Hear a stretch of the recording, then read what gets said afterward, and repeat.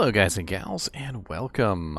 So today we're going to be looking at a lot of new information that's come out for Diablo 4.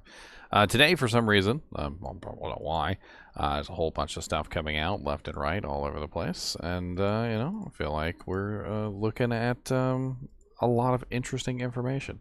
And for some reason my camera doesn't want to work today. I don't even know why. But we'll figure that out too. Just give me just a second, and I will appear like Lilith. I will just magically appear. So we have some sort of event that's coming out.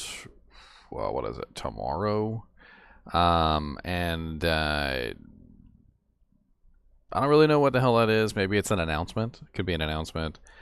Could be any number of things, which is pretty cool. I was thinking in my mind that it could be maybe like even open beta, because they did just recently go through an entire closed beta sequence. But we do have a lot of cool information and also some pretty interesting screenshots and various things, and we're going to be going over them, and we're going to take a look at them today. We're going to analyze them like way more than we probably should, which is what we always tend to do with stuff like this, just over-analyze things. Let me get this in the correct position. There we go. So I've got some images already that I've got waiting on my computer here to show you. Let's go ahead and start out with an interesting one, which is the screen. Is this the right one? I believe this is the correct one. This is the screen that you select your characters on, which is pretty cool looking. As we can see, we have the grizzled druid over here on the right hand side, and then we have I'm assuming that's the sorceress in the center. The one in the middle between the druid and the sorceress, I'm not really sure. Maybe the necromancer. Kind of looks like the necromancer. It's kind of hard to tell exactly which one's which by this picture, just like this picture alone. I mean, the necromancer is probably the second one on the left, right? So that would make the first one the barbarian, perhaps. Yeah, I don't even really know. It's a little difficult to get the exact order here, but it's kind of really cool that they went with the campfire. I really do like the fact that they went with the campfire. Oh, what's up, Corey? What's up, Robin? What's up, Killa? The campfire is just a really cool little addition there. A throwback to the original, and I like it. I like it a lot. I've got some other pictures here. This is the Barbarian character model. Of course, none of these are fit to the screen. So this is the female barbarian. And in Diablo 3, they had the female barbarian too. I don't really know how I felt about it, but whatever. When you have a character, like an ingrained character like that, like in Diablo 2, you didn't have a choice of your gender or your race or anything like that. You were just presented a character. This is your character, right? And playing Diablo 2 for so long, I'm just so used to the barbarian being this big male freaking monstrosity of a character. So that's just like me in Diablo 2. Like, I want all my paladins to be looking like Sanford and Son too, because that's just how my paladin's always been. So we also have some other pictures here. We've got tons of cool stuff to go over. Let's see. We've got the side by side here of the barbarian male and female in the same armor sets. And it was pretty cool looking. I don't know about the hair on the barbarian now. Barbarians are supposed to be bald. Come on now. This is you breaking rules. All right, this is rules. The male barbarian is supposed to have a shaved head with a little doodad in the back. All right, no.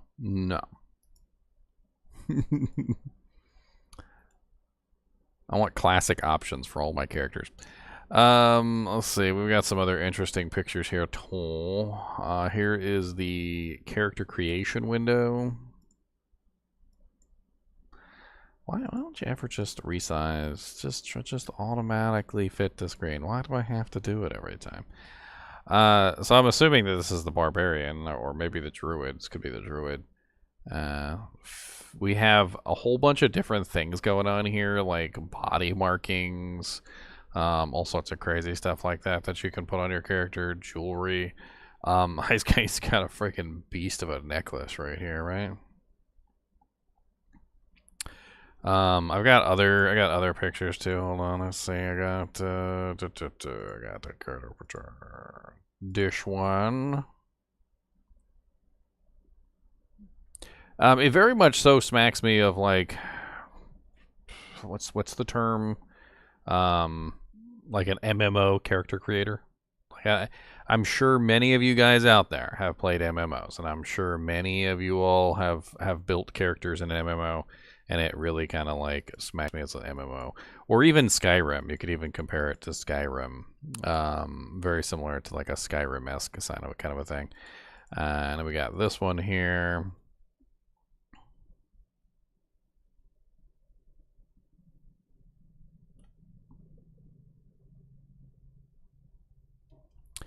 And let's see, we've got some more. This one, I think this is the last one on the character creation screen. I'm assuming that's the maybe the Druid, female Druid, because it's got like the tribal necklace. It seems like the Druids all have tribal necklaces. I think I could be wrong about that. Now I also have a video. I have a couple videos actually, but let's go over one of the videos real quick, which is a character creation video. I think it's the character creation video. Let me just double check here. God, I just want to be able to see which one's which.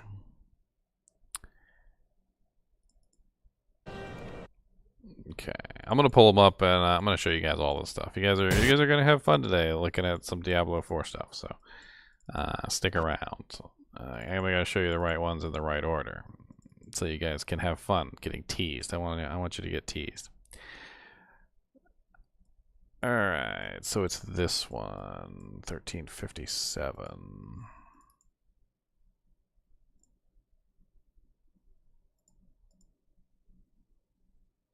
And of course, it's not properly fit to the screen. Who needs it to be properly fit to the screen? That's for amateurs, is what that is. So this is a character creation video that I found, which is basically going over the sorceress. This is the sorceress, and they're playing around with all the color palette options, the skin color options, so forth and so on. And this is it's pretty cool. You can go for the multiple different eye colors. Obviously, you can make your character whatever color you want, whether you want to be blue like a fairy or green like the Hulk. I don't know. There's also quite a few different hairstyles too, so you can make your character like, whatever you want her to look like. I mean, even eyebrows. There's a lot of different eyebrows. If you like them thick brows, you can make them nice and thick. If you want them thin brows, you can make a little thin little brow. You want a little scar on your little eyebrow, dude, Jank. I mean, just in general, like there's definitely a lot of customization when it comes to your character. Looks a lot like Skyrim to me, like and then an MMO. Like they definitely went for the whole like character customization thing with that MMOs have. And it's not necessarily a bad thing. They also went really heavy into the markings. I noticed this like really heavy into like the facial markings and like the body markings and like just tattoos everywhere. They got like a million different kind of tattoos you can throw on yourself. And I'm not just talking about like facial tattoos. I'm talking about like tattoos that cover your entire body. And we kind of get in there and see some of this. The weird thing is though, is you can't see most of the body tattoos through your armor anyway. And it seems kind of silly to have all that going on, like underneath the character, so to speak. Like it's a lot of effort for something that you're barely going to see, I guess is what I mean. Because you have to like take off the armor, as you can see here, to be able to see the tattoos in the first place. Like there's like a kind of one that looks like you're covered in a freaking like pentagram, and you got like the freaking Diablo head, and you can choose the color of it, of course, also.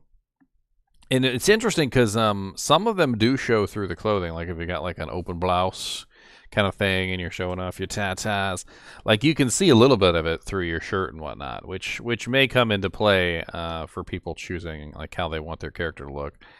But I'm also going to assume that a lot of the times we're going to be covered up by equipment, so it might not even really be all that big of a deal.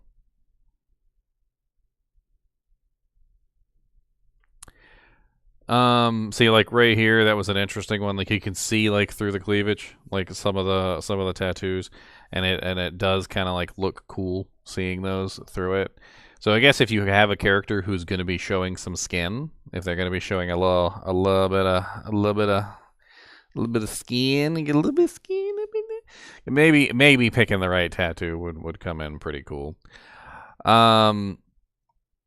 Let's take a look at some more stuff here. So I've got a bunch of crazy stuff to go on here. Let's try this one.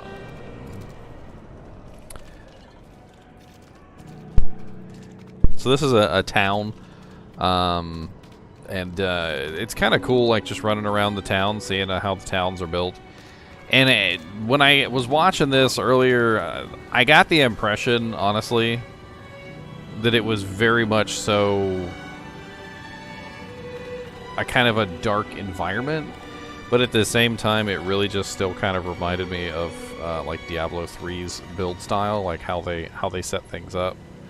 I don't know if that's necessarily a good or a bad thing, but I definitely do like the dark ambiance. The way that it looks is far superior in my eyes to the way that Diablo 3 looked. I don't know why it's so important to me. Like, for those of you out there, maybe you know the reason, but like when you watch a show, if the art style doesn't like fit how you would like the art style to fit, like you generally just don't want to. You don't enjoy it as much. Whereas if the art style is more in line with how you like things, you enjoy it much better. And it doesn't really have any impact on the gameplay, but maybe it's more so the immersion of it, right? So you get into the character, you feel the character, like you start to, feel invested or whatever, or it just kind of like takes you away in another world, so to speak, and it's just it's the ambiance of things, the way that the sound works, like all of it can just draw you in. Diablo 2 is good for that. Diablo 2 is amazing with its ambiance, like the little sound effects, the dripping of the faucet, like the sound of the beetles they make when you hit them, and so forth and so on. And that's pretty cool. Now, I want to stress that I'm not actually playing this, so don't get jealous or anything. This is just information that has recently released all over the internet. It seems like very recently there has been some sort of like event. I don't know what this event is, but the event is essentially like, hey, we have something coming out tomorrow. I'm not sure if you've seen it, but I have this big old picture right here. Lilith is coming Thursday, 12/8, 9 a.m. PT, 12 p.m. Eastern Standard. So there's something specific that's going to be happening tomorrow that we're all going to be able to have fun with, obviously. Maybe it's an announcement. Maybe it's open beta starting. Maybe, I really don't know. But we're going to find out. This next video is the Barbarian, I believe, fighting a boss called the Blood Bishop.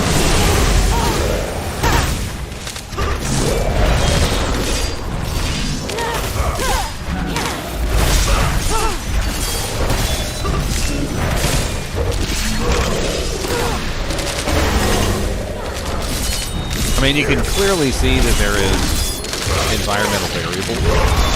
Like, this particular boss is making these things appear on the ground, which obviously wouldn't want to stay.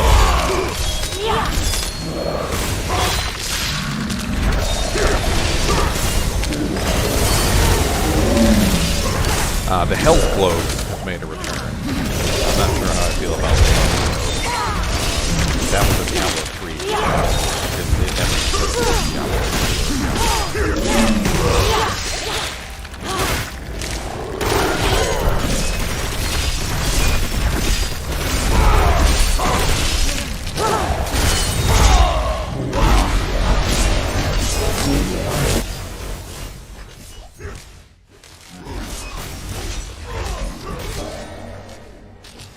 Yeah, I'm working on it. I'm trying to get everything balanced out here.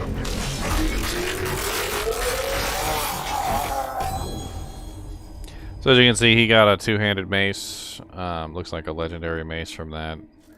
Completed a dungeon. This was apparently some dungeon called Zenith. I also have some more footage here of some other stuff. Let's see here. I believe this is the Rogue. This is the Rogue gameplay. The Rogue is kind of interesting. She's she strikes me more as like a demon hunter than she does like a regular character. I really don't. Am I enjoying Diablo 4?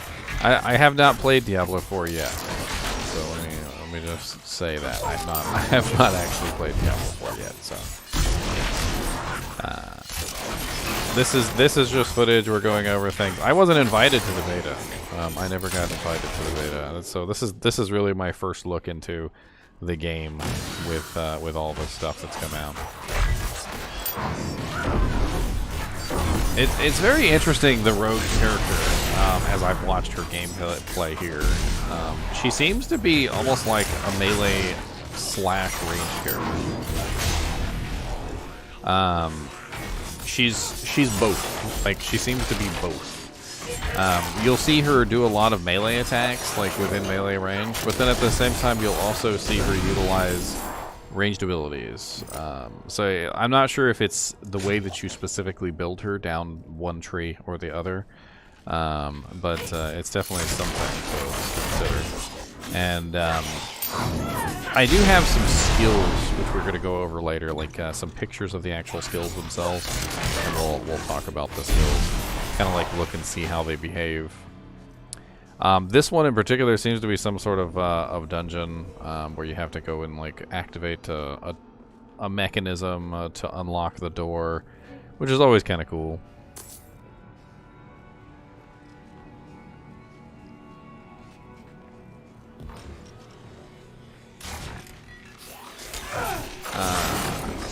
We get the damage numbers over the monster's heads, though. I don't like that. Never been a big fan of the damage numbers over the monster's heads. That's straight up a Diablo 3 thing.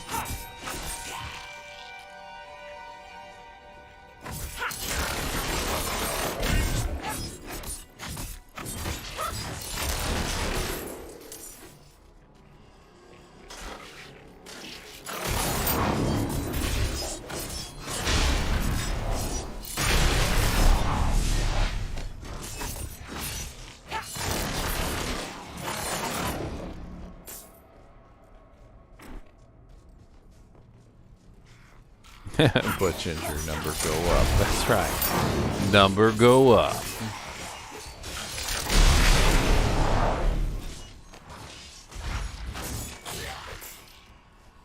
Bink. Bring up my tip jar. That's right. Make sure y'all guys tip it. I'll bring this chat box down a little bit too. There's a lot of little environmental things that you gotta go over, like little stairs that you can go down, and like a bridge that you can go over.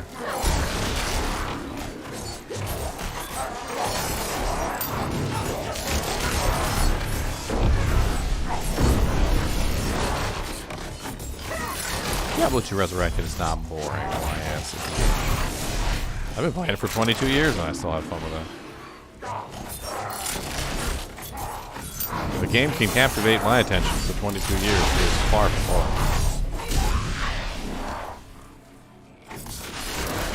Reminds me of sometimes when people say Skyrim was boring. I'm like, wait, what? They're like, oh yeah, it's boring. There's nothing to do in Skyrim. I'm like, what? What?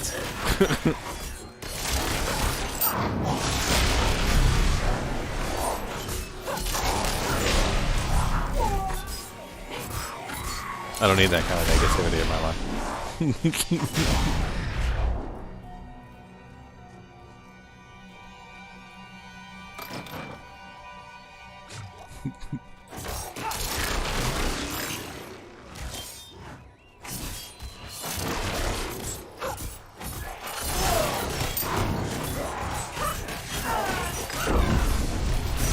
Definitely a lot of swarming going on.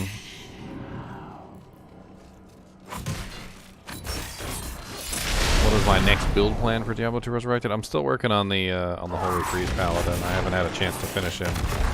My internet went out the other day. There was a whole bunch of stupid stuff. I had to work night shift last night. Excuse after excuse, and he's still not finished. And I'm gonna have to like work on him soon. And then this is occurring too, so this is gonna delay him as well.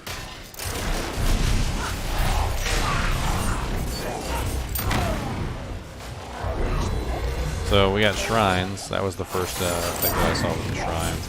No clue what that shrine is, but I guess we gotta wait to see what and find out. As you can see, this character is having a little bit of trouble in this dungeon. Like she's kind of getting her butt kicked. Let's go on to the next video. I'm sure I've got more.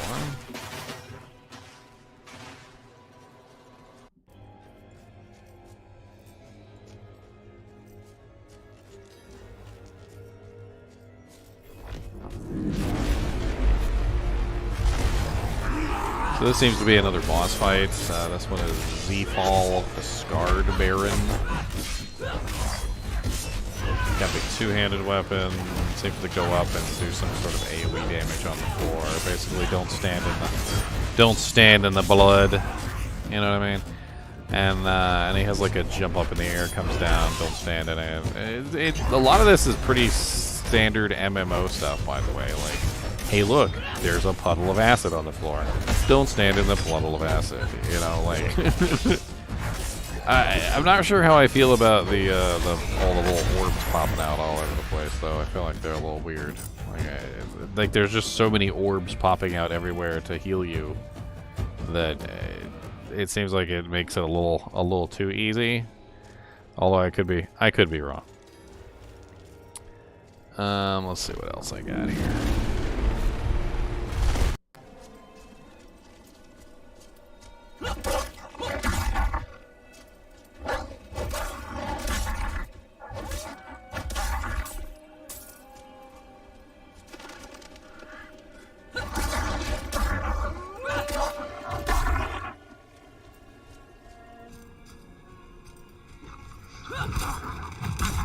I'm afraid I don't have access to the game, Monkey Kong. This is just whatever information I've been able to pull out, and we're gonna search for some more. By the way, like I'm gonna see if I can find some more information. But for the most part, this is literally just what information has been leaking out around the internet. I don't actually have access to the beta or anything. I'm not actually playing the game, so whatever information I can find today that has been leaking out all day long is stuff that I'm going to be going over for the stream. What's it to you? Oswin, hush! I'm sorry, Wanderer. You've come at a difficult time. This madman just stumbled into town and started causing trouble. Demons spilling from the ruins! Kill us all! Kill us all! Ruins? What is he talking about? Come, I'll explain.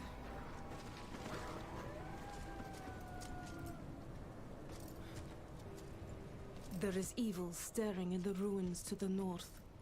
That poor monk back there must have gone inside. Even a holy man like him was driven mad by whatever he saw.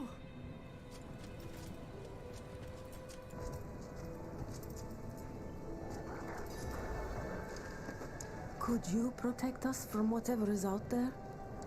We have nowhere else to turn. No one should live in fear. I will cleanse the old ruins of evil. Truly? Oh, thank you.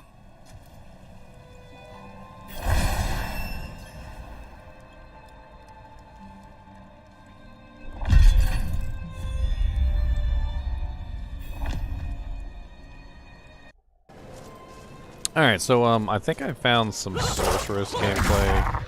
Give me just a second here and I'm gonna pull it up.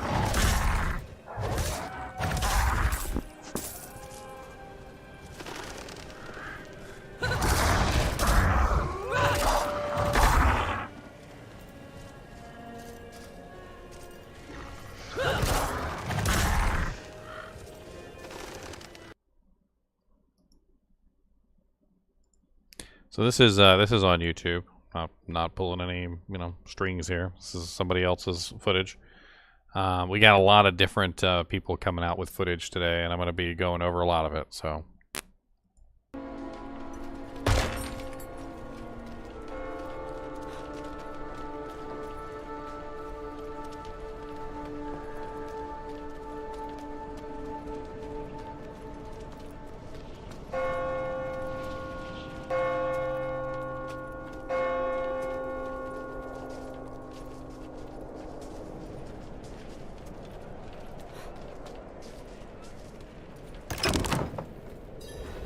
What's up, Chad? How's it going, man? What's up, Mayway? Haven't seen you in a little while, man. Blessed are you who will die in the Mother's name. All right. Stranger, the holiest of welcome.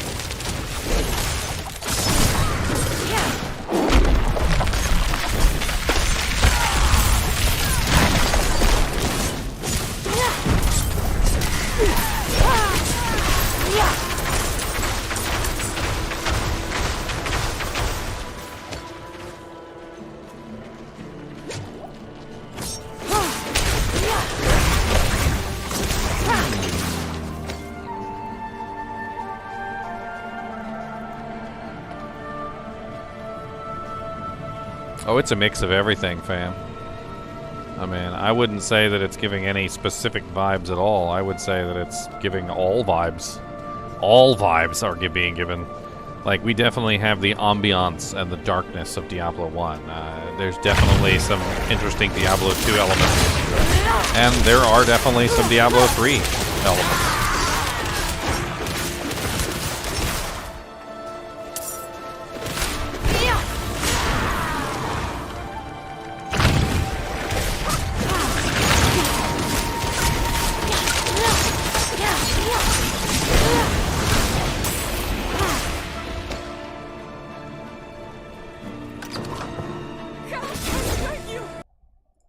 The hell?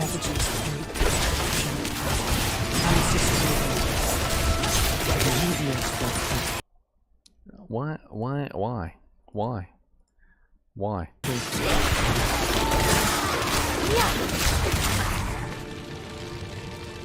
Over here, help! Why are you doing this to me? You evil. You're evil. Evil. There we go.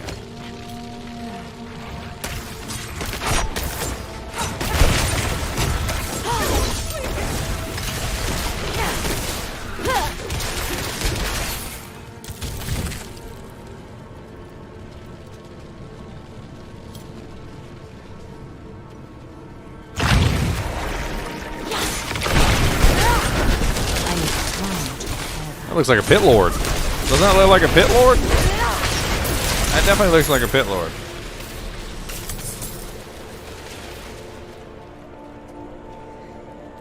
I like it. It looks like a pit lord. I like it.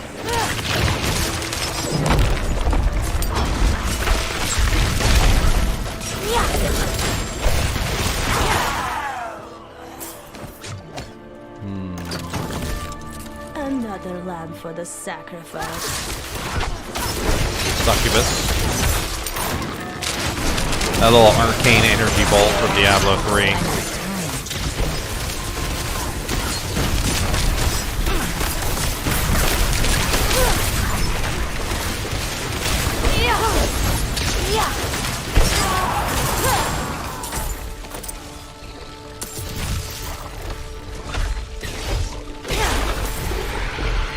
Cool death animations. I like the death animations. They're pretty sweet.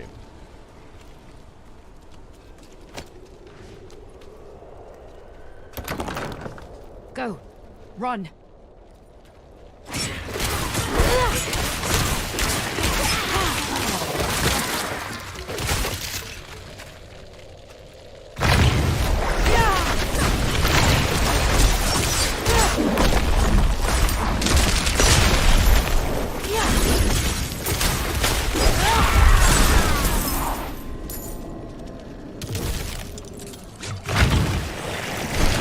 Nothing like a good death animation.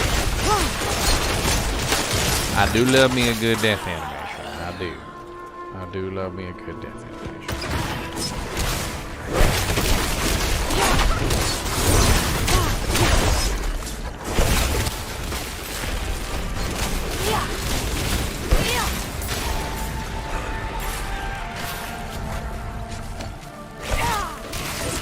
Bring Deckard Cain back to life. Bring Deckard Cain back to life. Bring Deckard Cain back to life.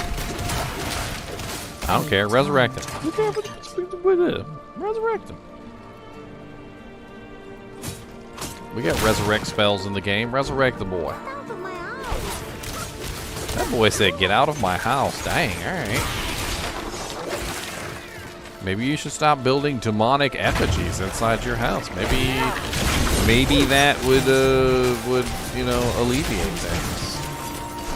If you stop building demonic effigies in your house. Just saying.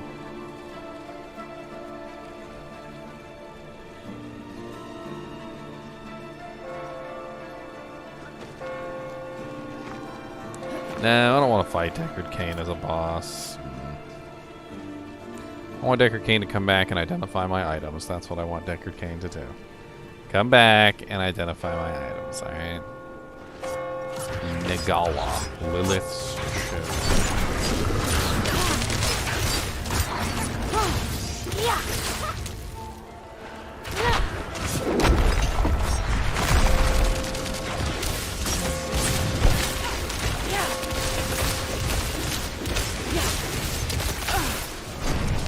I need time to prepare.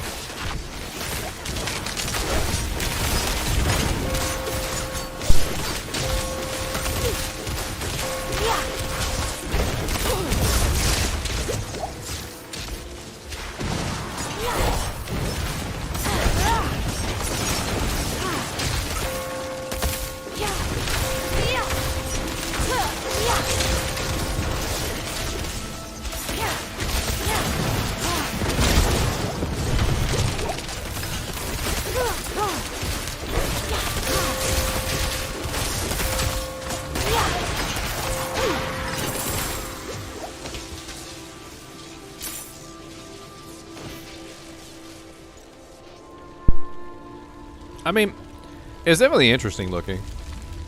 The darkness, the monsters are even look dark. Like, I've noticed the monsters even look dark. I'm not sure if you guys have been paying attention, but like, they're not glowing. The monsters aren't glowing. The monsters aren't like shooting fucking lightning bolts out of their arseholes.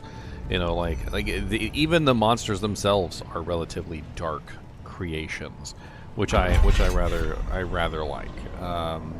You know, instead of it looking like a freaking Disney light show, it's kind of interesting looking. All right, let's see if we can find any more videos. Let me take this off for a second. And you know what? Let's do this just for fun, so we have something behind us while we're searching. We're gonna be searching for a while, so like, it's gonna be a thing. Let's go ahead and just throw that in the background. You know, let's throw that all the way down at the bottom. That way, no matter what we're doing, it'll be just there, like in the background, right? Let's see what other good new videos we can find. So there's a lot of stuff coming out recently on this. I'd like to see the Druid. Let me see if I can find some Druid gameplay. We need something recent, so it's got to be something that came out within like the past couple days. The more recent, the better, obviously. Why are you doing that? Stop it.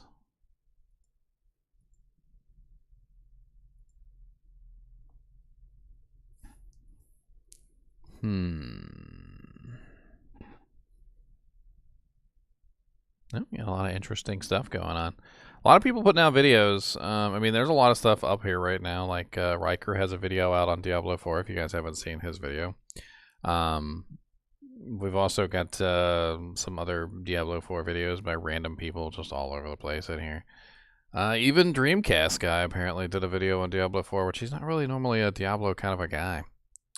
I also have some skills. Let's go over these skills real quick while I'm trying to find other things, because I've got a lot of interesting little images here. These are skills There we go. So this is the skill Flay. And I've actually been pulling up some of these skills and like harvesting them off of the videos and stuff like that. So this one right here generates Fury 9, Flay the enemy, dealing 127 damage, inflicts 1,067 bleeding damage over 5 seconds. Apparently the bleeding damage goes up with rank. Modifiers: when Flay deals direct damage to an enemy, they take 10% increased bleeding damage for the next 3 seconds. When Flay deals direct damage, you gain 1% damage reduction. 92 thorns for 3 seconds. This stacks up to 5 times. So this is very much so like an MMO kind of ability. And I've got quite a few of these little images. So give me just a second. I'm going to be pulling them all up. I saved a lot of these. Why are they not in my drive?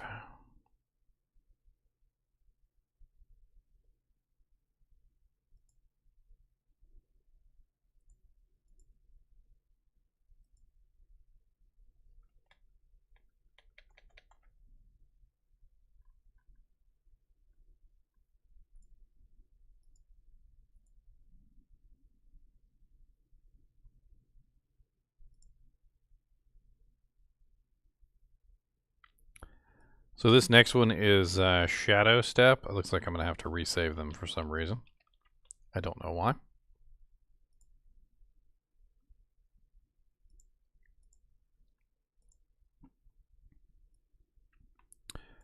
Shadow Step is, let's see here, rank 1 of 5, agility, melee, imbuable.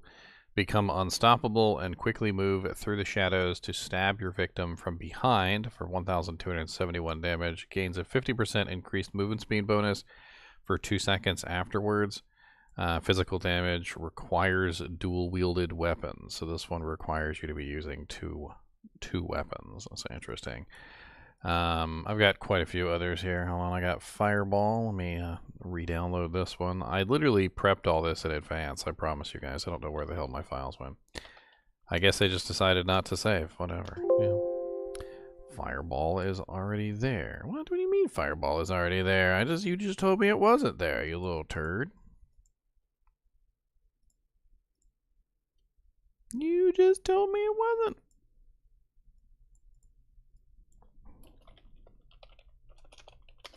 Alright, so here's Fireball. Let me get this loaded in here.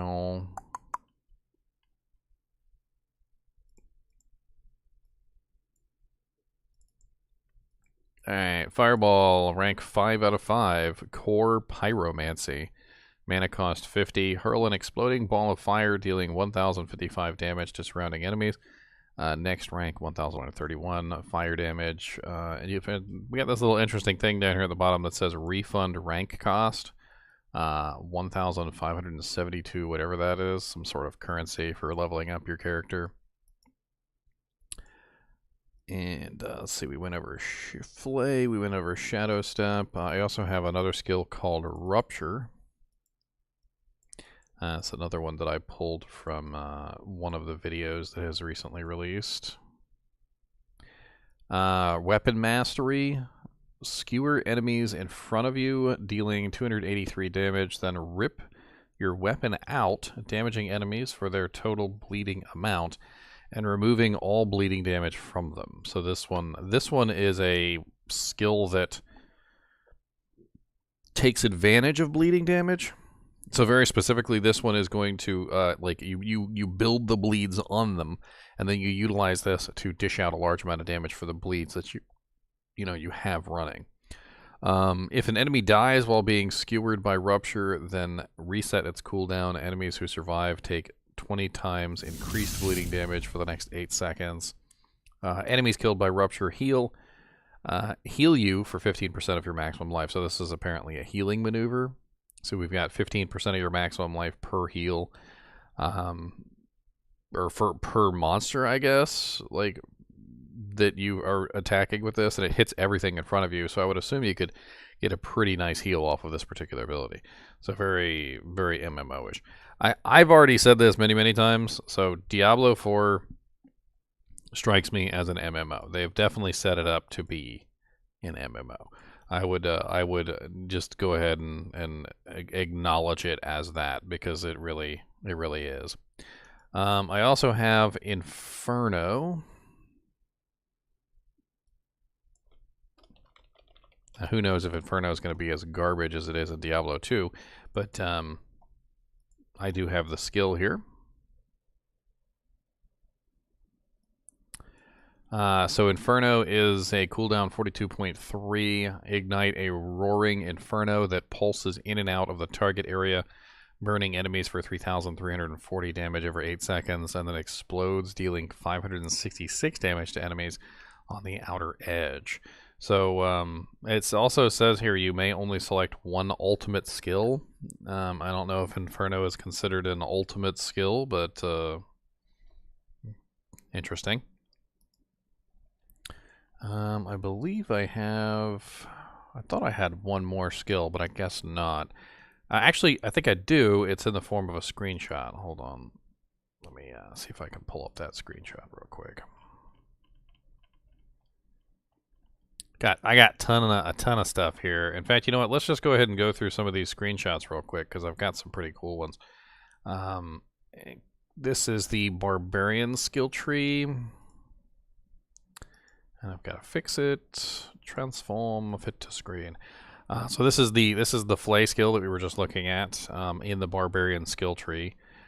As you can see, we have a certain number of available points to spend, and we have to actually make our way to the ability so that we have it. And I got a bunch of these. This one's give me the time. Here's another one here.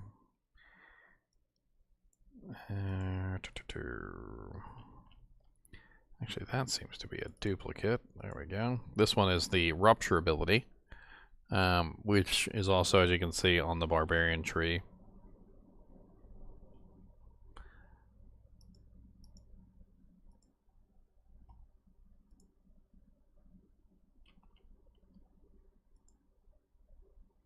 And then I've got some pretty cool screenshots here of various places around town. Let's flip through these real quick.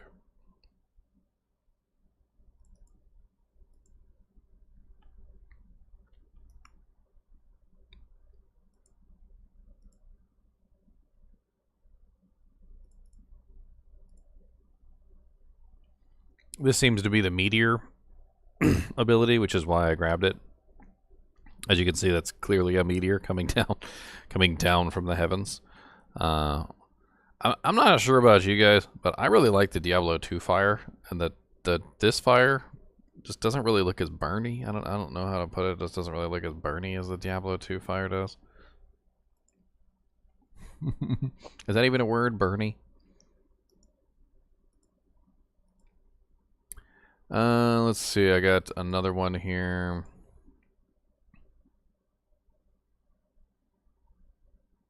And we got a little skill bar down here. Let's take a look at this skill bar, shall we? Let me zoom in on this skill bar. Just to get in there and look at this stuff. So we got some kind of like little fire arrow ability on right click apparently, and then on left click I would assume that's probably fireball. And then number 4, I'm assuming that is the meteor ability. And I'm not sure what number 3 is. It just looks like everybody gets lit on fire. And then number 2 just has like a freaking little skull and crossbones right here with fire behind it. So I'm not really sure what that is. He also has some kind of buff on him, as you can see right here. There's a buff above the bar. I'm not really sure what that buff specifically is. I'm not sure if it's like above his character or anything. He definitely has some sort of like fire shield around him, which is kind of interesting. And as you can see, the monster is burning quite nicely, which is exactly what you would expect from a monster. You want them to burn.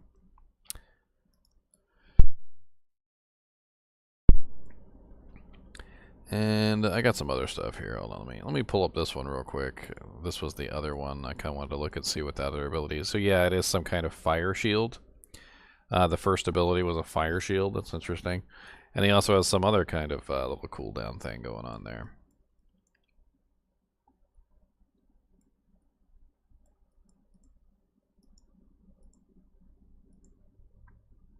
Let's see. I got some more. I got some more stuff. This is a lightning sorcerer. Let me go ahead and put this one back to full screen real quick, and then we'll analyze it here in a second. So as you can see, we almost got like almost looks like lightning tendrils coming out from the monsters. Pylon effect. Okay. And zoom in on this. So let's take a look at his skills too. Let's zoom in and make it real big. Let's make it real big. So he seems to be based around either lightning or ice. I'm not really sure which. These skill icons kind of resemble both. We definitely have some kind of, almost looks like a Nova ability right there. At least that's what the skill icon would make me believe. It seems like we have a very similar kind of situation to Diablo 3, which is where there's a left click and a right click ability. Or Diablo 2 has a left click and a right click ability. And then we also have the 1, 2, 3, 4. And it seems to be set up specifically so that, like, I would assume just like Diablo 3, you have a skill which is your, like, main use ability, which is probably the one that generates your resource. And then you have a right click ability which may also do something useful for you, and then you have a bunch of abilities that are on cooldown all the time. So like these are like your higher damage abilities that are constantly going to be on a cooldown. And I'm not really sure. I'm not really sure I like the UI being so small. Like I feel like I should spread it out a little bit more, but yeah. Just give me a little bit. I need some girth to my UI. Give me a little UI girth, my friends. A little girthiness. Here's the rogue, and we're gonna go over the rogues too. But as you can see, she seems to be firing some kind of like AOE attack. And again, we're in a very darkish kind of an area. Let's take a look at her abilities too, because I am kind of interested to see like what her icons are. So in this particular case, we seem to have a forward front facing like conal effect. I'm assuming that that's what she's probably using right now. She also has a dagger move as her main ability, some type of poison attack on number 4. I'm assuming that this is like a fan of blades on number 2. She probably throws out a bunch of blades or something. A little bit difficult to tell exactly what the skills do just from the icons, but it is interesting. Another thing that I just noticed here is the Z key right here, which is a mount. So it looks like we are going to have a mount, like in Diablo. Didn't Diablo 3 have mounts? Or am I misremembering? Am I misremembering? But anyway, it looks like we're going to have mounts in Diablo 4. So that is a mount button right there. TP, that's the TP scroll right there, as you can see, like right in the center. It's got the little T, and then it's definitely a teleport. This right here above the a teleport, the spacebar, seems to be your movement ability. So very similar to the in Diablo 3. I'm not sure if you guys played Diablo 3. Most characters had like a quick dodge. I'm assuming that that's like the quick dodge allows you to get out of there. I am kind of interested in what this these 3 shields are, though. That sounds looks interesting. Maybe some sort of gameplay mechanic involving her, like building up pips or something. Kind of reminds me of a champion back in Lord of the Rings Online, having to build up pips to activate his abilities.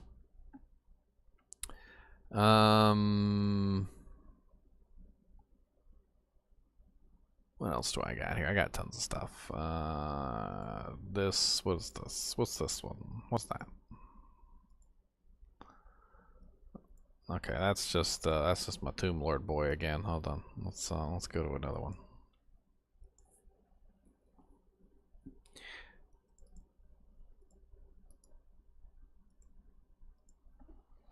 So here we got like a little epic vista.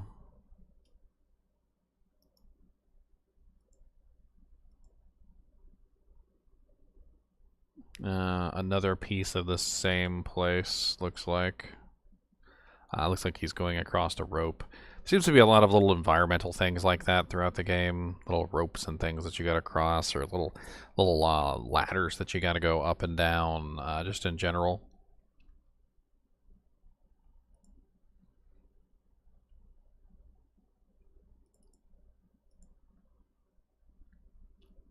There's another rope.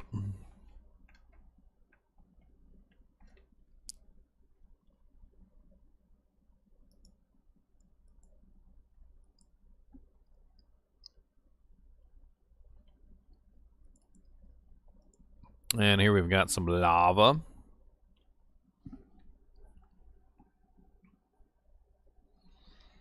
Some lava. Not really sure. I think I kind of like the Diablo 2 Resurrected lava better. Like if I'm comparing lavas, am I comparing lavas?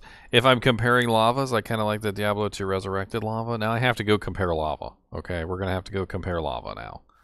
Which lava do we like the best? I'm booting up Diablo 2 Resurrected right now so we can go compare lava. All right.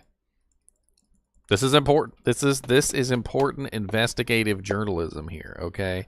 Which lava looks the best? All right. If you don't know which lava looks the best, then how can you even behave as a polite member of society? This is important.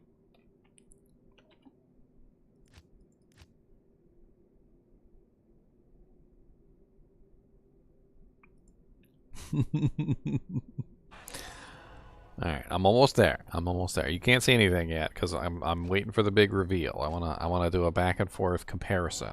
All right, we need to know which lava is the lava-est. Which lava has the gutspa. Which lava makes you wet in your panties.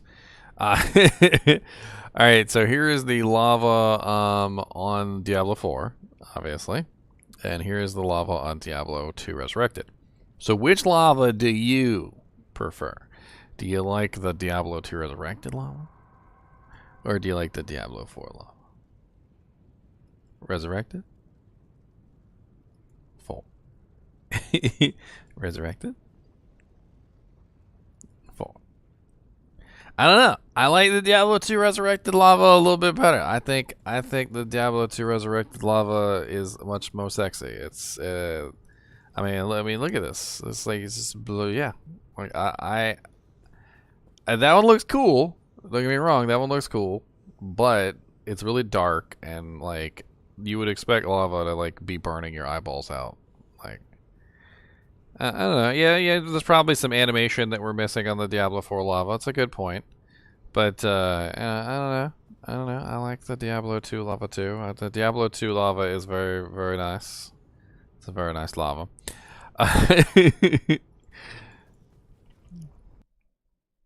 This is what you come to my channel for, guys. This is what you come to my channel for. Lava comparisons. I am the best lava comparator in all the lands. So this one's a little bit weird. It seems to be a widescreen image. In fact, you know what? I'm going to leave it widescreen because why not? For those of you who have those ultra-wide monitors, like I'm assuming this is probably what you're going to be looking at. This seems to be some sort of rocky terrain. Not really quite sure. No monsters to be seen. Just kind of like open space. I've got a couple of these widescreen images. Here's another one. This one is in town.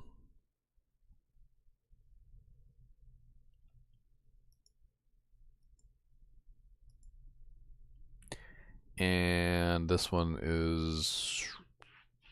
I don't even know. Also in town, I guess. Some sort of like creepy looking statue right there. I'm gonna zoom in. I'm gonna zoom in on this statue. Kind of creepy looking there. Got like a little like 4 horns coming out, holding some sort of thing. It's looking like Mehrunes Dagon from Skyrim. It's a pretty large statue too, if you consider how big this guy is. Like right next to it, like in perspective, like, you know, relative to his size, this is a freaking huge statue. I mean, look how big this candle is. Like, just the candle is as big as he is. Literally just the candle is as big as the guy is standing. Could you imagine standing next to a candle that's bigger than you are? Because that's what this guy's doing. He's standing next to a candle, 2 sacrificial altars, and a giant statue. That's freaking insane. Fit to screen. See what other images I've got. I got tons of cool stuff for Diablo 2. I don't know what this one is. I think this is the Inferno ability. I want to say this is the Inferno ability.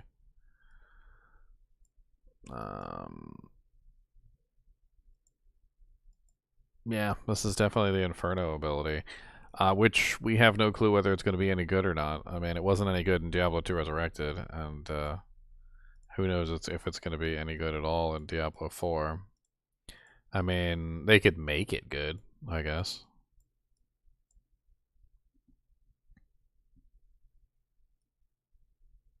Still seems to be too skinny for my liking. Just doesn't really cover a lot of the battlefield for something that forces you to stand still. But at the same time, there were some pretty fun, almost like Inferno-esque kind of skills in Diablo 3. I know, Lake Asp. I played Diablo 3, for those of you guys who are assuming that I just hate on Diablo 3 without having ever played it. No, I have many thousands of hours in Diablo 3. My hate for Diablo 3 comes deep. Comes deep from within. Looks like this is Frost Nova. So we definitely have some frosty novas. The novas of frost.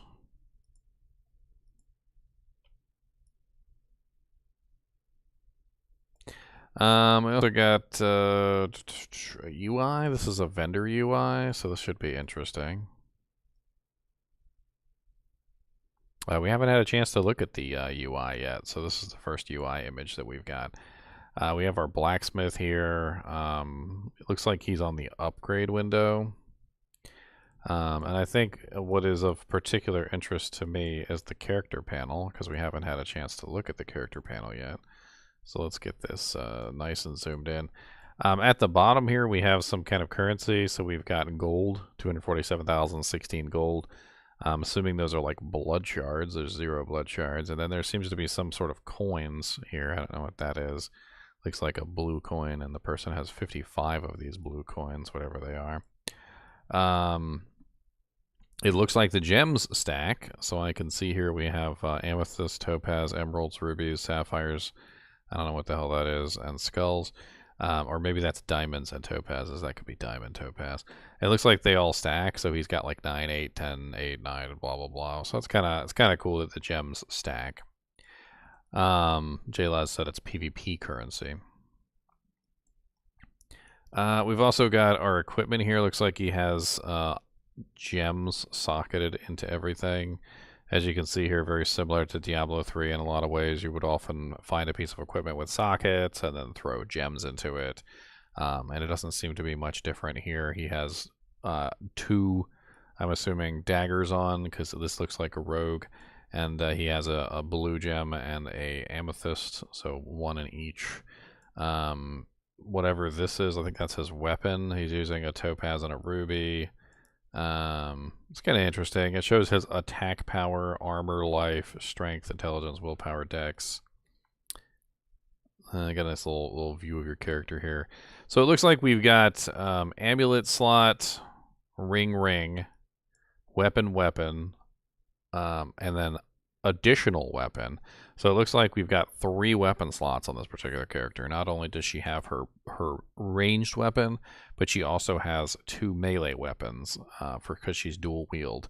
And then she also has boots, pants, which are pretty standard. Looks like armor. I'm assuming that's gloves, and then shoulder pads. That's what I would assume. So it's kind of interesting.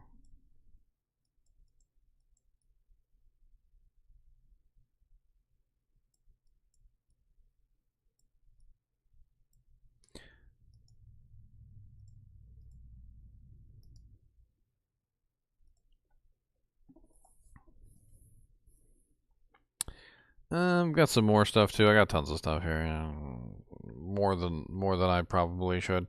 Here's another random image. This one is just kind of like a landscape image. I believe that's my boy on a horse right there, though. I don't even know. Like, kind of behind me. It's kind of hard to see it. There's a little horsey right here and a dude's on it. I'm not sure what the hell's going on with this screenshot. Let me make sure that it's fit properly. Right, there we go. So there he is on a horse. Let's zoom in on the horse. That sounds like fun. Zoom in on the horse, zoom in on the horse. Hi ho, the dairy-o, zoom in on the horse. So that's probably the mount that we get for the game. If you guys have never played an MMO, mounts are absolutely essential. I wouldn't behoove Diablo 4 for having mounts, because if the game is as big and as open as I am assuming, which is MMO levels of openness, you don't want to be walking everywhere. I mean, you don't want teleports everywhere either, but it's definitely nice to be able to hop on a mount every now and then and ride. Yeah. Looks like we got some goat men here. That was pretty cool. And that seems to be, that looks like a werewolf. Some sort of weird looking statue thing right here too, which is interesting. I'm glad the goat men have made a return. The goat men are the best. Goat men for president. Goat men for president, my friends. Goat men for president. I think this is also the mount. Or no, this is not the mount. Just on a random bridge here. Kind of a cool looking, like, you know, bridge with the wet road and the cobblestone and whatnot, and the little environmental variables all over the place. It's kind of cool looking. And I got more. I got so much more. Why do I have so much? This is one of the rogue skills. I don't know if I've shown this tree yet. I think I may have shown the skill, but not the tree. So this is the Shadow Step ability that we were looking at earlier. And in this image, you can clearly see the tree from behind, which is pretty cool. So we have, obviously there's like, I think it was a poison trap. We've got quite a few different abilities here, and you can rank them up. Like this one specifically says it's rank 1 out of 5. So when we look at it on the board right here, this is it right here. So he's only got 1 point in it. This one he has 5 points in, so that one's been ranked up to its maximum ability. Some of these he just has the 1 point in, so he can test them out, whereas others are, you know, specifically for their, you know, the build. Like a 5 out of 5 means he absolutely loved that ability. This one over here is 6 out of 5, which one that one is. It looks like he's having fun with that. And it seems kind of like pretty straightforward. Like I would assume that this 2 different trees here is probably maybe the range side and the melee side. I don't really know. Like I'm just guessing. I'm spitballing here because I know absolutely nothing about this game so far, except for what they've given us in the developer. You know, like little doodads that they tease us with every now and then. Tease. Here's another one of the rogues. Shows a kind of a. Or is this the rogue? No, this is the sorcerer. Sorceress. Sorcerer.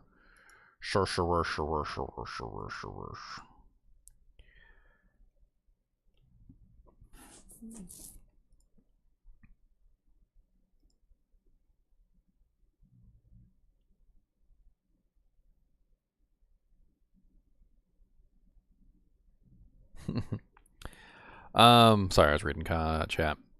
So this is obviously the sorceress's tree, and it seems pretty straightforward just looking at it. They got it kind of like color coded. Like over here is fire, over here is ice, over here is, you know, such and such, and like and I'm assuming that that's probably how it works. Like it looks like they have abilities that are very specifically like fire, very specifically ice, very specifically lightning. I mean, that's definitely a lightning ability right there. You know, that they also say it too. They also say specifically what they are. So this one specifically says, you know, fire damage, and I'm assuming if you hold your mouse over this blue one right here, it's probably ice damage, and so forth and so on. It looks pretty straightforward as far as I can see. Like just kind of like eyeballing it, like without actually being able to hold my mouse over everything. It does look a hell of a lot more straightforward than I think I would have originally imagined it.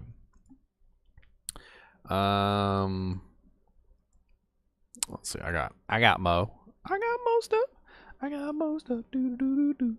Got more things, do do do do. Dang on, bang, do do do. This is apparently the sorceress. She looks kind of little cheesy with that haircut. I'm not really sure what to make of that. A little cheesy. She look a little cheesy. Little Velveeta shells and cheesy. This boy, I don't. I think somebody was trolling with this character creator.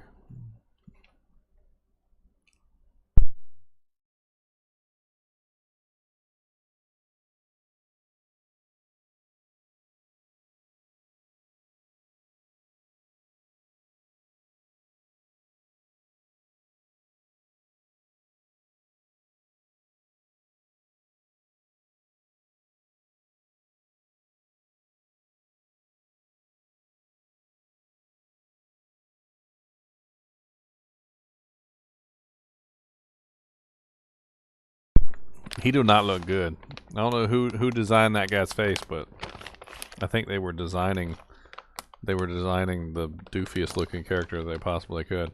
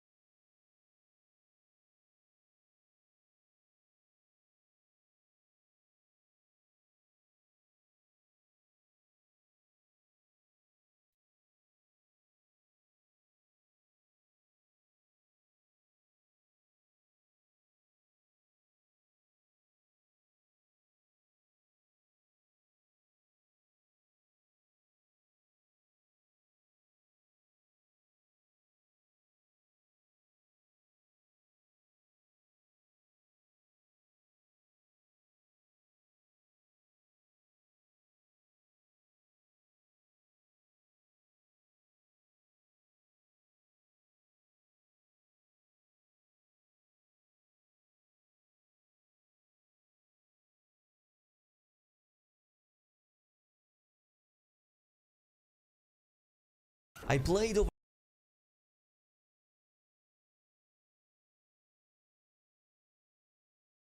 I'm trying to see if I can find anything else to show you guys. In the meantime, let me pull up something just for you guys to watch. Let me pull this one back up. This one was kind of cool.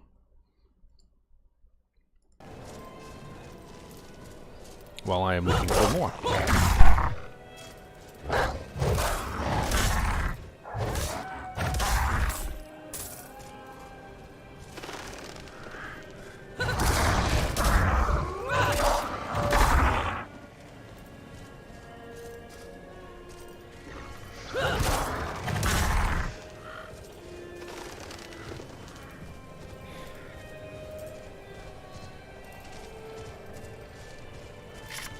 Another abandoned town.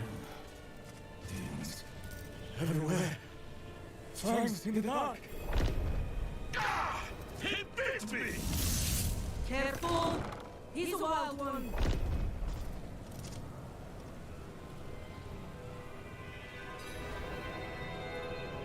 What's it to you? From the moment. Hush! I'm sorry, Wanderer. You've come at a difficult time. This madman just stumbled into town and started causing trouble. Demons spilling from the ruins. Kill us all! Kill us all! Ruins? What is he talking about? Come, I'll explain.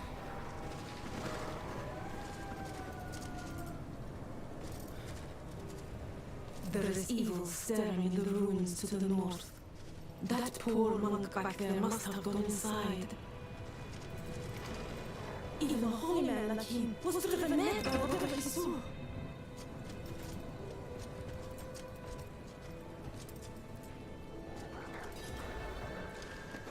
Could you protect us from whatever is out there? We have nowhere else to turn. No one should live in fear. I will cleanse the old ruins of evil. Truly? Oh, thank you.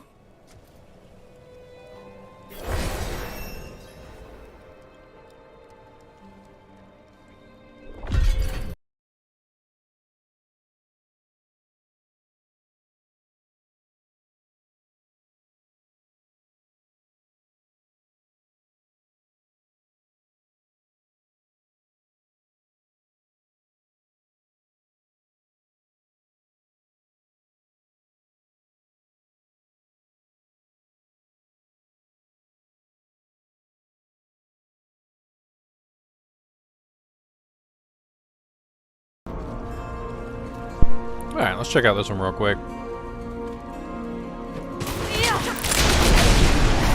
I totally forgot my dog was here. I'm over here chowing down on some beef jerky because I'm starving. And he's over there just looking at me like, what about me?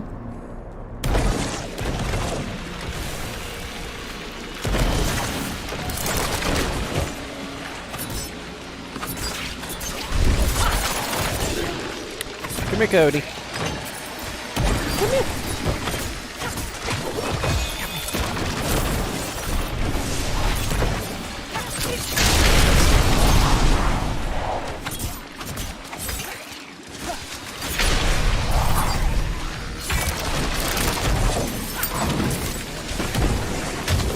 Cook's being lazy today.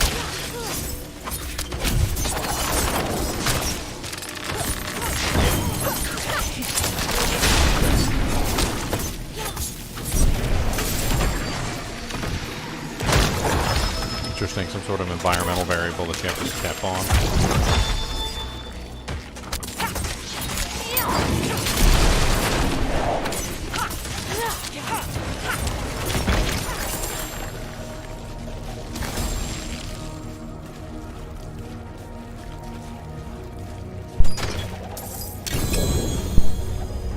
There's no monk Eplex.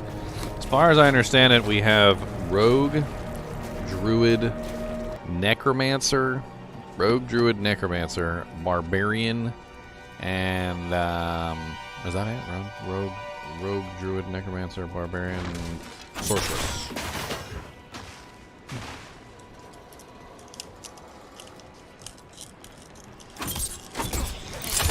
So it's kind of interesting that number one, we got three, not one, but three different characters from Diablo 2. So Barbarian is a Diablo 2 character, Sorceress is a Diablo 2 character, Necromancer is a Diablo 2 character, and Rogue is Diablo 1, although the Rogue that they have in this game is completely different than, obviously, the Rogue that we're getting. And then, I don't know. It's interesting. Yeah, they'll probably have more classes in an expansion, most likely.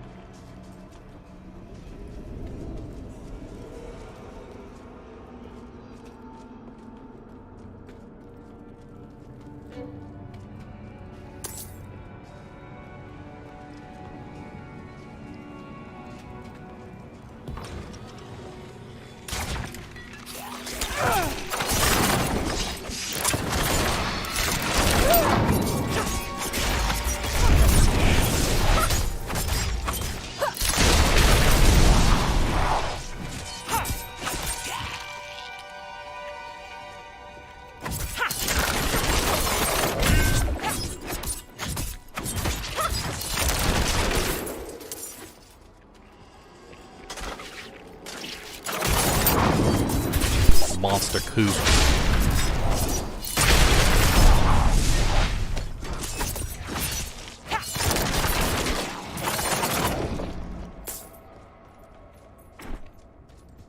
I mean, your characters always do damage, Squeaky Cheek. Doesn't matter what game you play, they always do damage. The question is it an ever-increasing ridiculousness of Diablo 3? Like, I don't like to see the, like, ridiculous damage numbers. I don't want to, like, literally one day my character's doing, like, 10,000 damage a hit, and then the next day my character's doing 10 million damage a hit. And then the next day my character's doing 10 billion damage a hit, and the next day my character's doing 10 trillion damage a hit, and the next day my character's doing, you know, like 100 quintillion damage per hit. Like, I don't like to see that.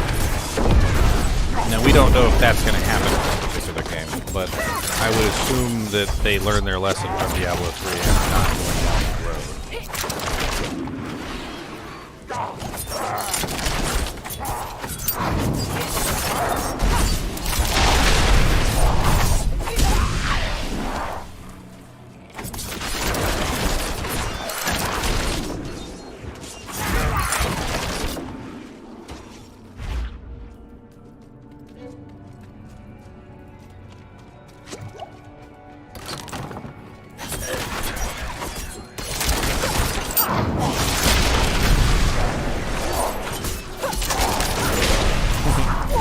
Satisfying crumble as you kill a skeleton.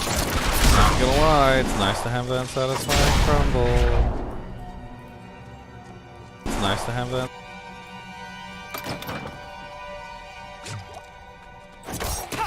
It is indeed nice to have that crumble.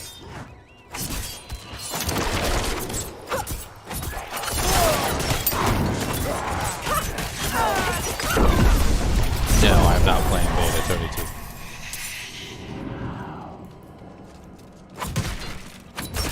This is all information that has come out recently, like, I guess because the NDA has been lifted or whatever, I'm not really sure, but tons and tons of YouTubers are coming out with information, so, you know, all over the place, GameStop, GameSpot, like, tons of different websites, so I'm just really just kind of going over all that information and kind of pooling it together for you guys to try and, like, you know, so we can see what the hell's going on.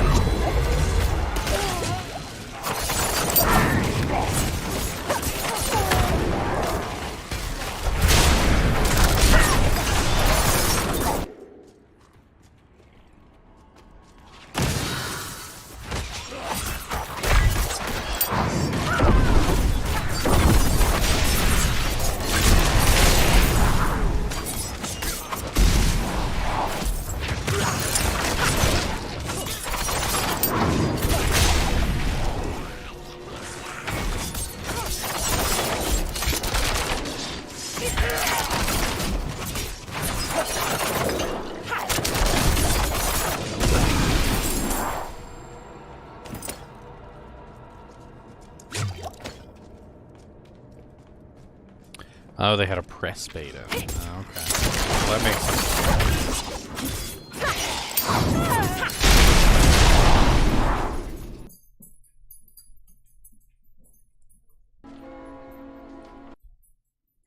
I'm gonna see what else I can find here.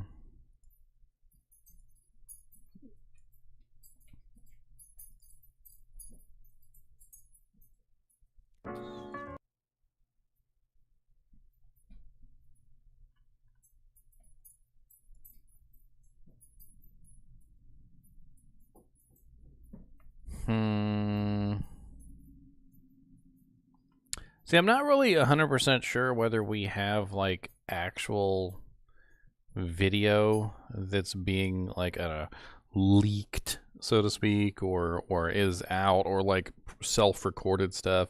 Because it seems like the majority of the places that I'm looking all have the same screenshots, and they all seem to have the same, like, video files, which makes me think that this is, like, a press kit. I don't know if you guys have ever encountered press kits before, but press kits are basically where you have, you know, like a bunch of information is set up and then released to organizations. Because it kind of seems like press kit. That's what it kind of seems like. Because I haven't, like, as I'm looking and as I'm you know, kind of like trying to figure out what's going on. A lot of the footage is the same across multiple different websites. A lot of the screenshots are the same across multiple different websites. So it seems to be like a static sort of information.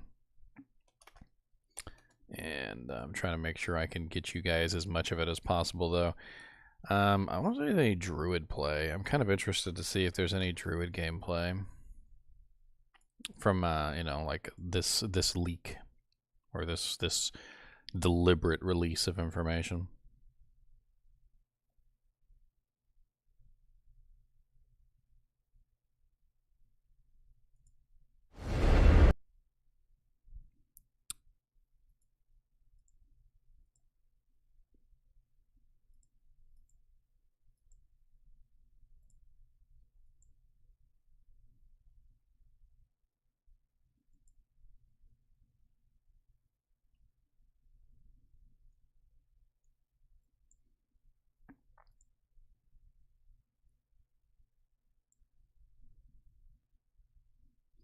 All right, I think I've got something, I guess. Let's check this out.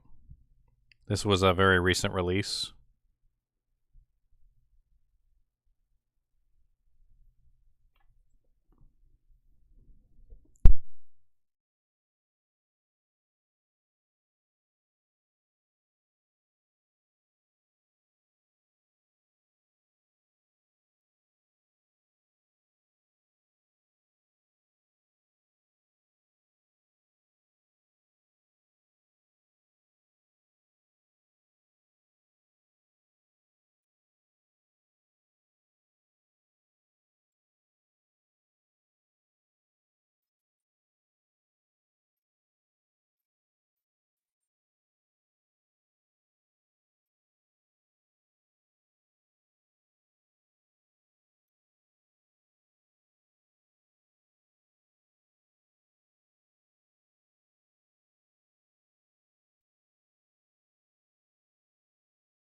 You a good boy? Hmm? You a good boy? Hmm? Hmm?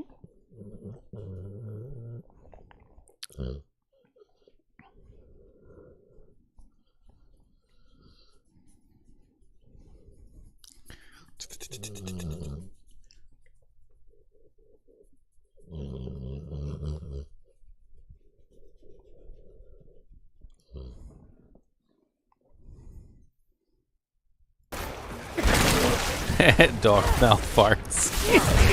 I was trying to add my own audio. Come on now. What's wrong with dog mouth farts? You guys don't like dog mouth farts? Come on. Get with the times. Dark mouth farts are the best.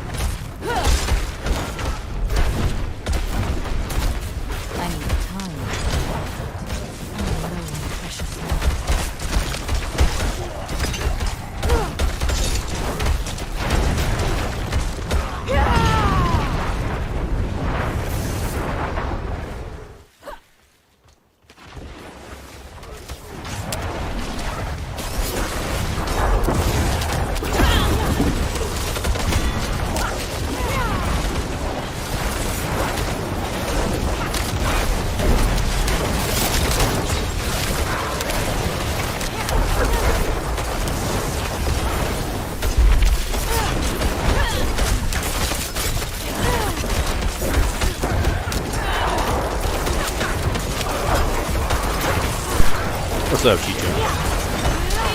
How is everybody doing today? Huh? How is everybody doing?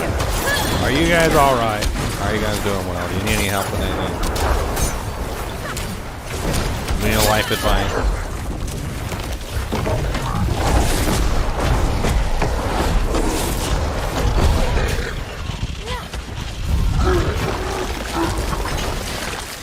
Now we saw this.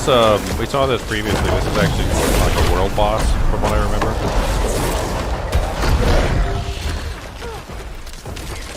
I actually remember this. They were talking about this during one of the developer things.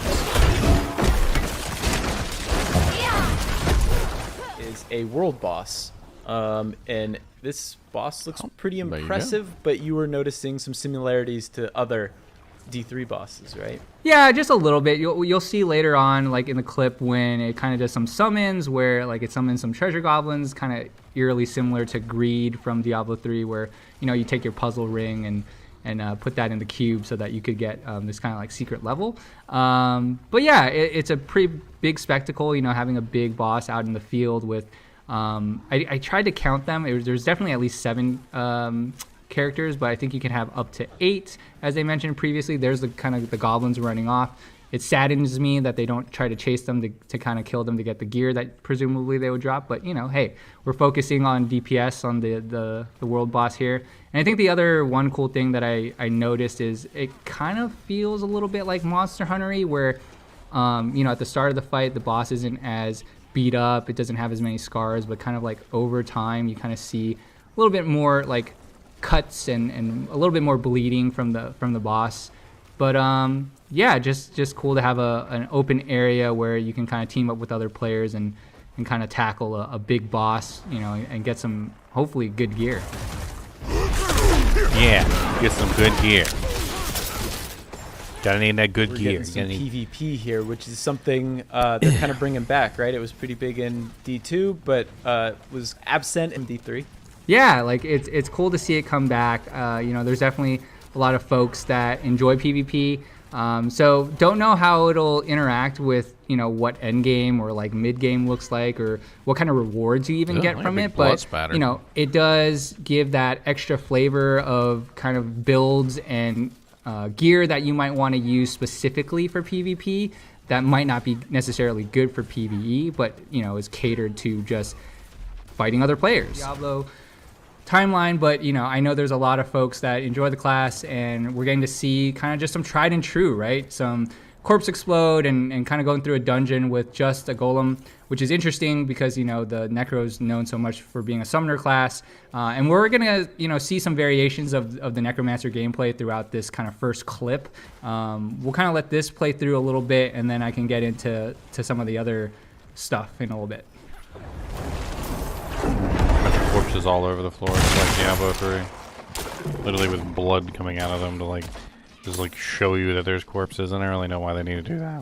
I think it should be really obvious that the corpse is there. Why does it need a blood spike coming out of the ground? Now we're out in the kind of open world. Here, different class kind of build here. You have skeletal warriors, you have skeletal mages. What looks like maybe teeth from kind of Diablo 2 or a variation of bone spear, as well as some cursing going on. We don't get context in terms of what exactly each of those skills are. The only thing that I saw through these clips that we got are just more about the different variations for the summoning, which is the primary core of a necromancer. The Book of the Dead. But I can kind of break some of those down. So the skeletal warriors that are kind of out there right now are probably either skirmishers or reapers.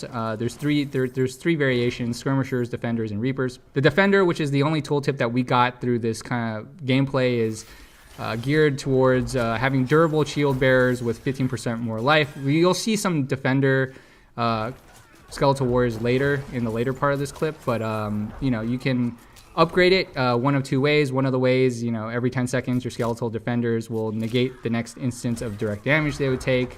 If you decide to want to sacrifice it, which is one of the 3 options, you'll gain 15% non-physical resistance, but you'll no longer be able to raise skeletons. The skeletal mages, there's 3 options. There's shadow, cold, and bone.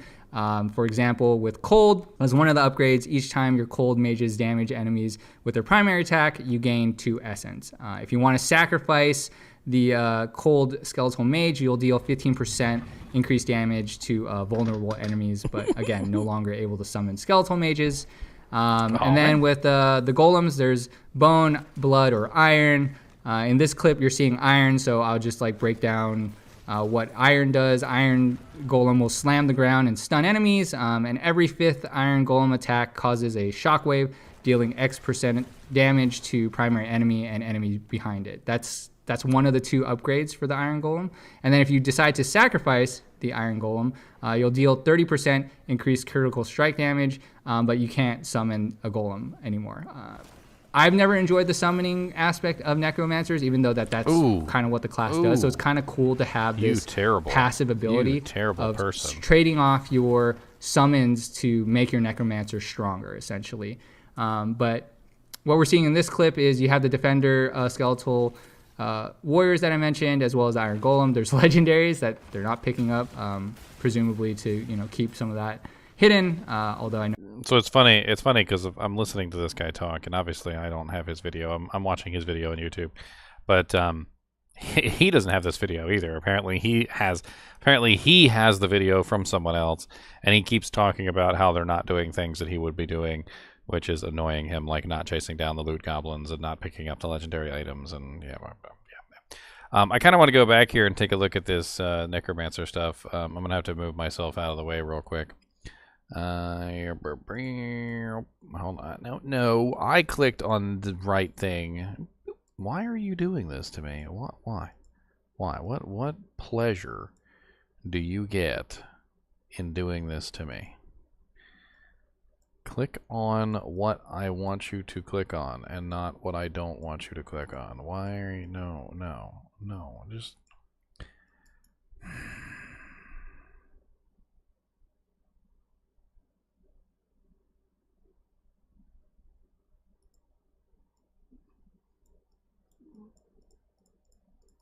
It's like literally not letting me select my my doojanks here. All right, here we go.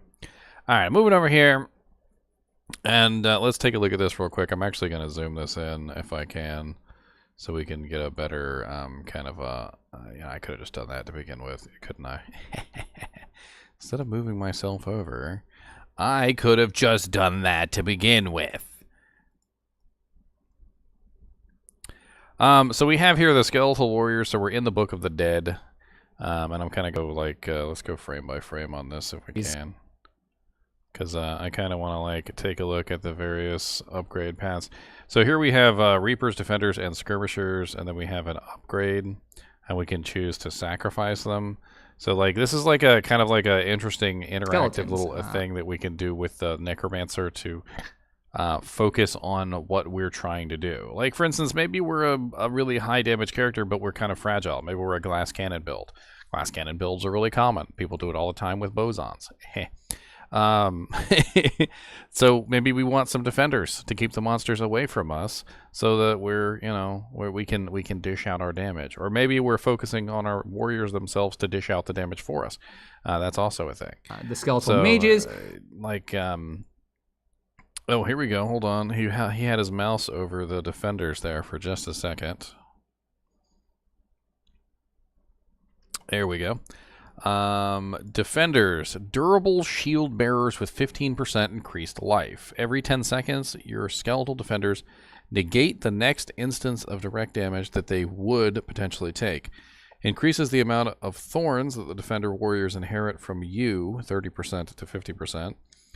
You gain 15% non-physical resistance, but you can no longer raise skeleton warriors if you sacrifice them. So by sacrificing the defenders, you gain non-physical resistance, 15% non-physical resistance, which is pretty cool.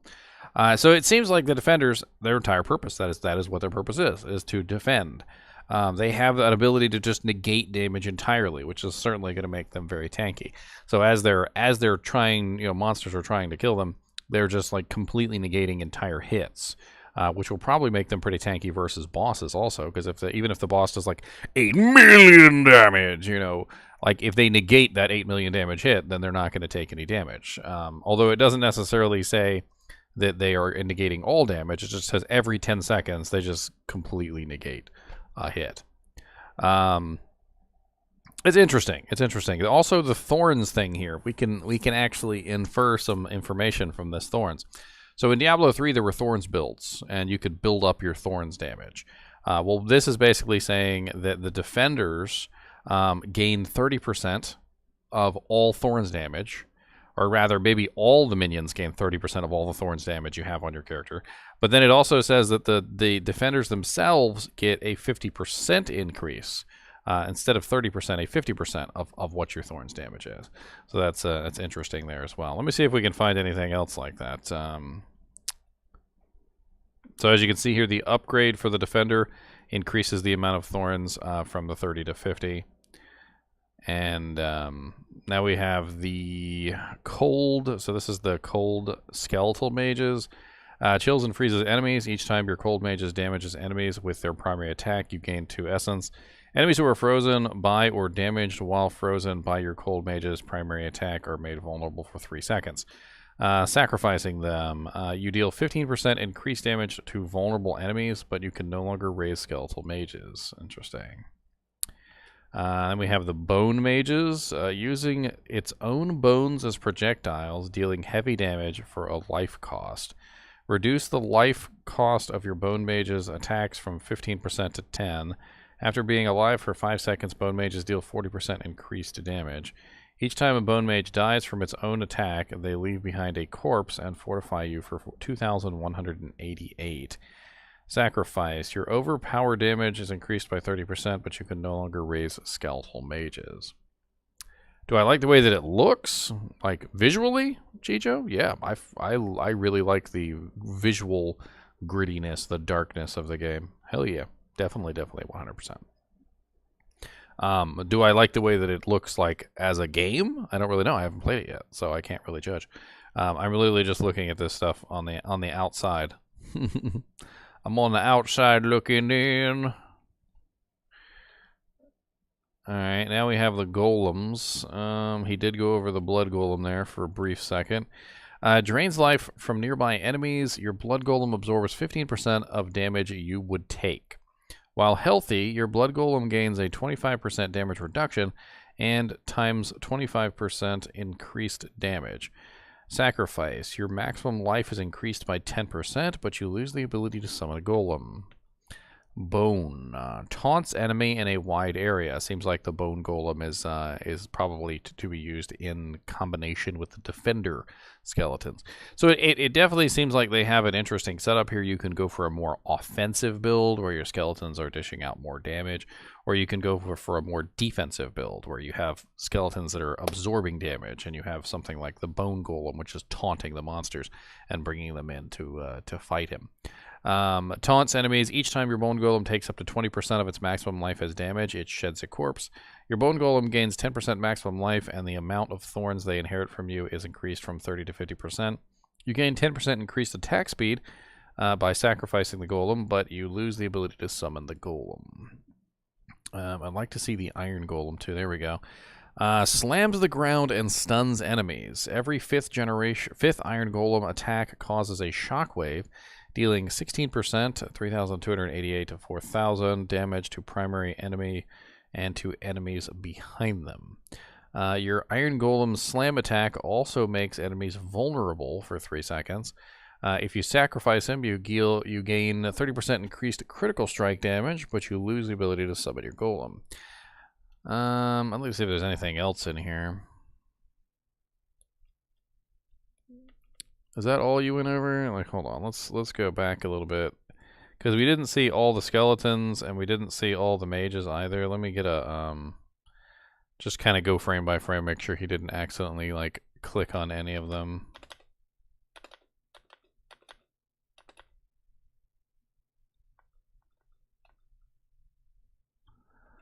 I mean, he kind of clicked on the skirmishers there for a second, but not quite. We're like investigative journalists here, aren't we? Just you can raise 1 additional skirmisher.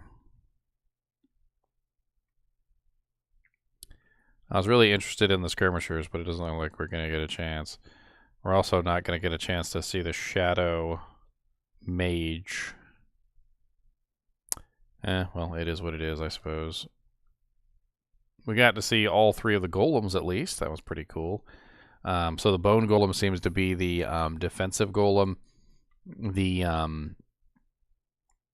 iron golem seems to be a stun golem, and the blood golem seems to be more like a health regeneration golem, which is rather interesting. All right, let me go back forward here. I think we left off right about here, I want to say. And I'm going to turn the sound back on, too. You gathered from a build that's not final. So, like, some of that could change, so don't take everything as gospel that we're saying. But anyway. Diablo IV is the next generation of action RPG, melding monster slaying and loot collecting with a fully realized open world. It's not for the faint of heart. It's gory and unnerving. It's creepy. Diablo IV is all about player choice.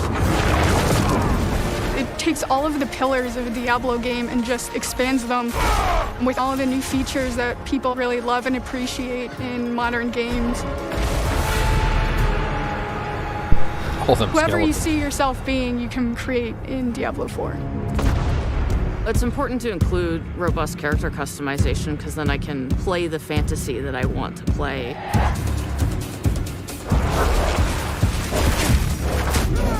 It allows you to switch around your playstyle as well. Everything feels very powerful and fun.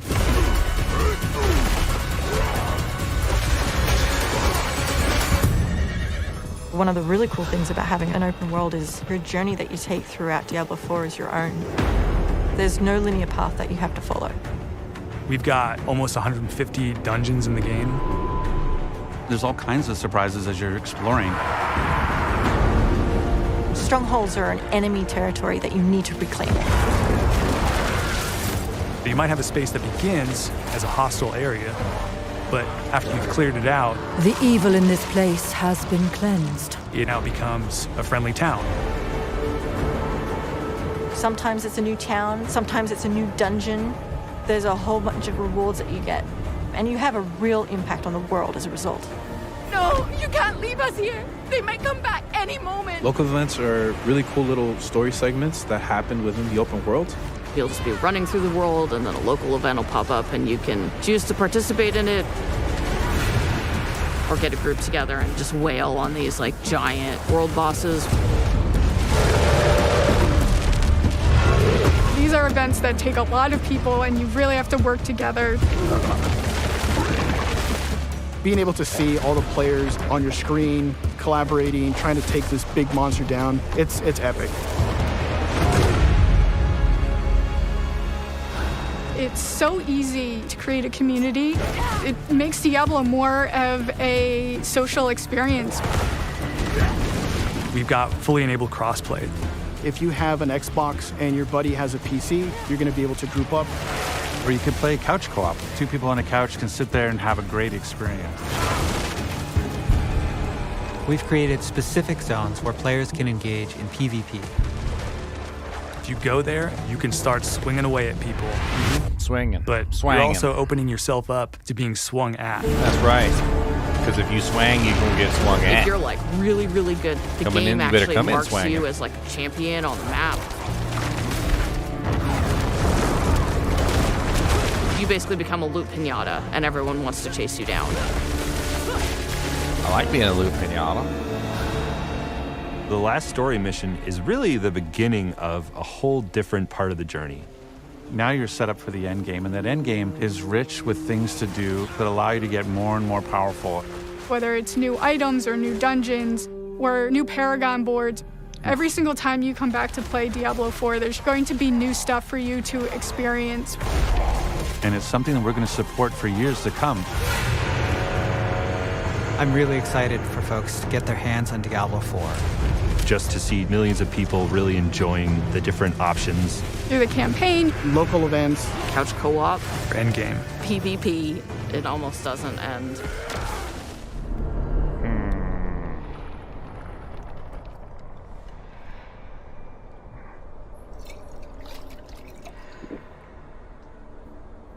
The dream continues to haunt me, old friend. That's right. It always starts with a journey to a distant land. There I find a city in flames. Streets choked with corpses. Unthinkable destruction. I witness senseless slaughter. Brother against brother. pure hatred. And then, executions, agony, suffering surrounded me until my turn comes. They burn my eyes, break my bones. I awaken in terror. There's no one left to stand against them.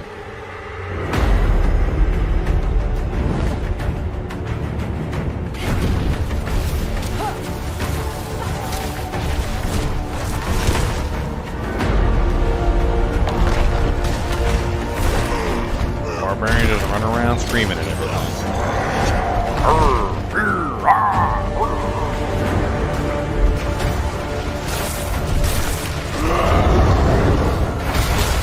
Fire.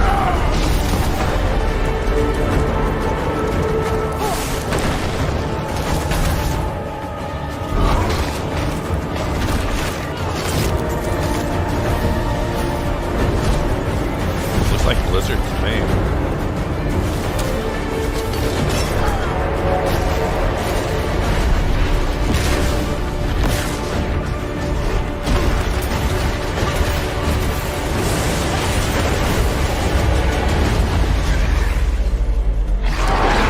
Duriel! What's up, Duriel? Duriel gonna come spank that booty. Duriel gonna come spank that booty. Get him, Duriel. You think me mad, old friend? Yes. But I know these dreams. They tell of the future. Hell is coming, brother. Hell is coming.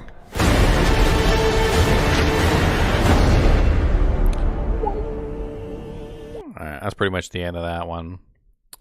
Let's see if I can find another one for us to look at here.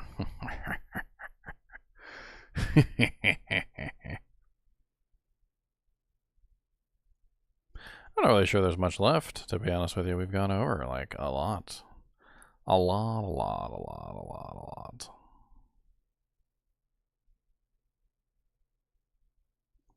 I kind of wish I could get my hands on the game and actually play it, but, you know, God forbid they actually give me access to the game. Nope, no love. You get nothing. Nothing.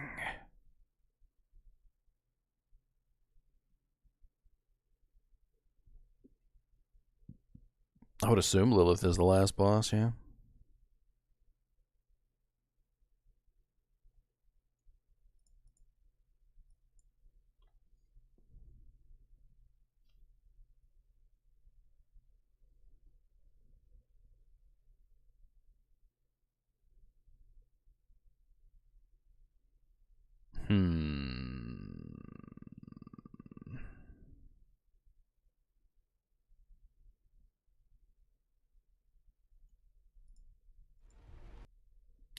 I'm checking out some other videos here, seeing if I can find anything good.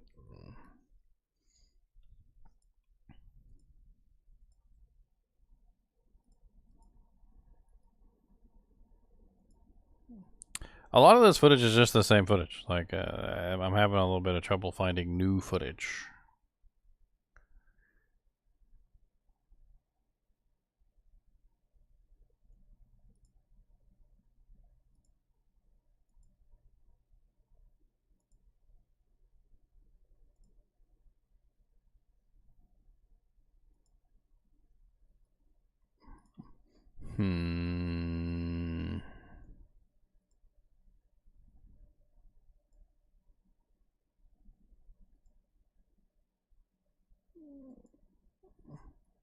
Well, I don't want to say this is new, but it definitely looks different. I mean, it's something different, I guess.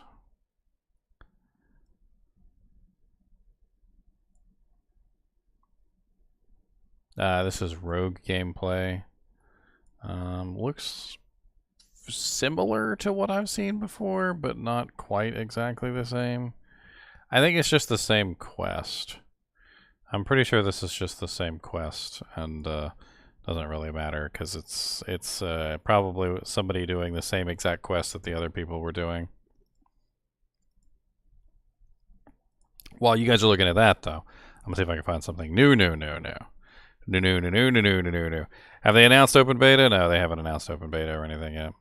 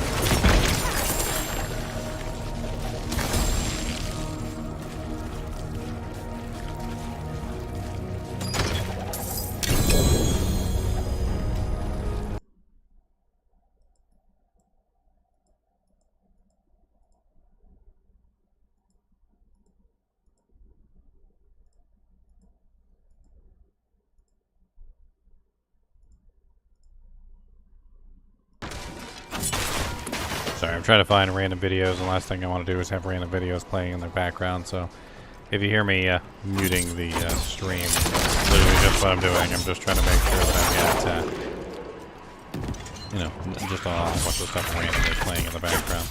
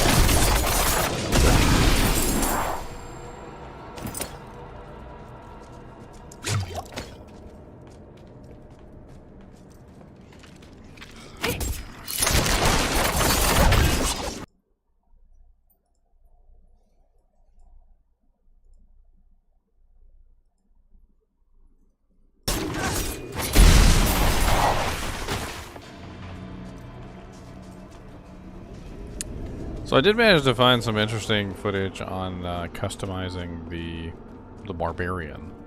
Apparently on a guy named Erex Gaming. Let me pull that up real quick so you guys can see the customization window. It's kind of interesting to watch the Barbarian customize a little bit here.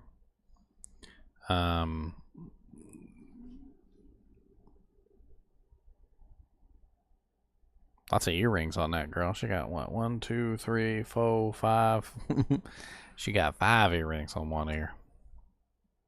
That's just one ear.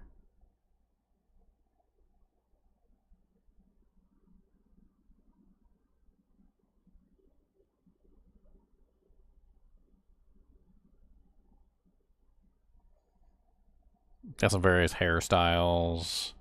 The bald head. They got the bald head good. All barbarians should be bald. I don't care. Not allowed to have hair.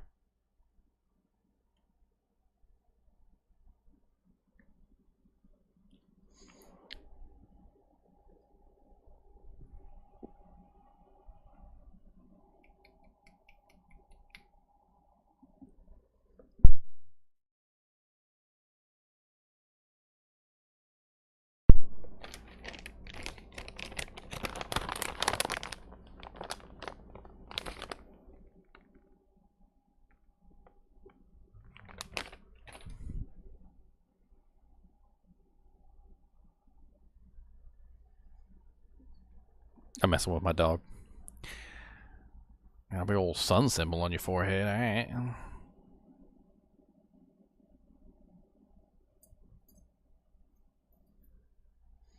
She's looking a little beefy there. She got the muscles going on. That's for sure. Oh,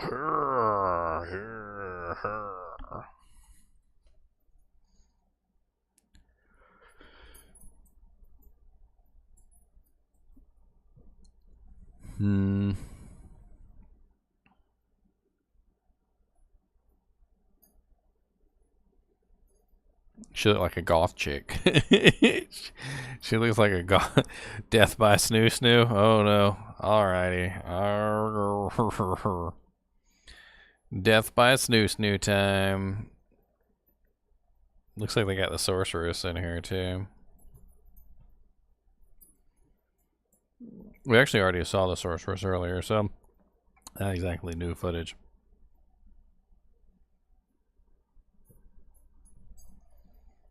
Oh, they look weird. They look weird, I'm not gonna lie.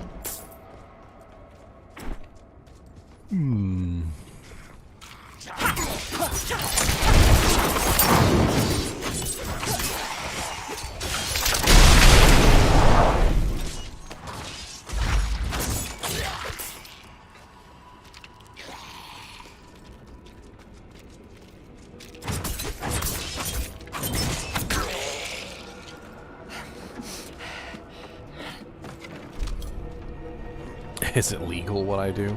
I'm not playing the game, Lucky Lurk, so yes, it's 100% legal. This is all information that they leaked out themselves, so basically there was some kind of press release or something like that, and the press release is just information that they put out. So this is something that they like legitimized. I'm not playing the game. That's what you're guessing. That's what you're assuming. I'm not actually playing the game. See, look, Mom, no hands.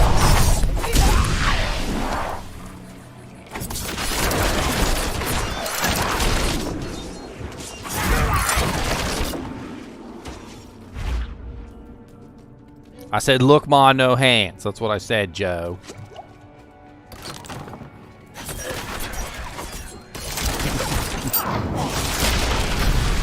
What do I think so far?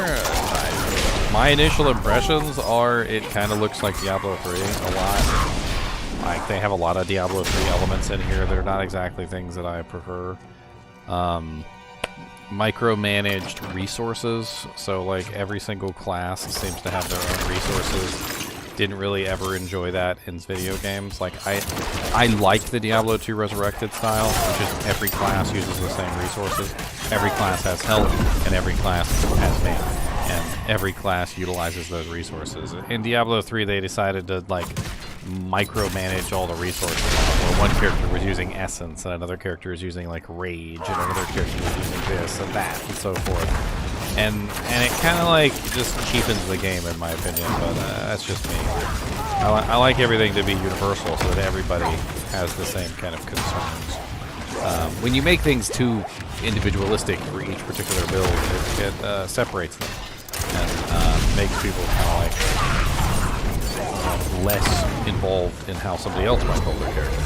You know, like in Diablo 2, an item drops on the ground that has huge mana on it. You know, like everybody's like, oh wow, that's a lot of mana, right? But an item drops on the ground that has like rage on it, and like the sorceress doesn't know what the hell rage is. He's never even played a barbarian in his life, right? So he doesn't know what the hell that is, and he doesn't even care. He's like, oh yeah, wow, whatever, yeah, go fucking limit. I don't know. Well, this is just me. I mean, it definitely has a feeling of Diablo 3 in the combat. Like when I'm looking at it and I'm seeing the combat, it definitely kind of reminds me of Diablo 3's combat system. Which a lot of people have said that the combat system in Diablo 3 was like the only thing that they really liked about the game.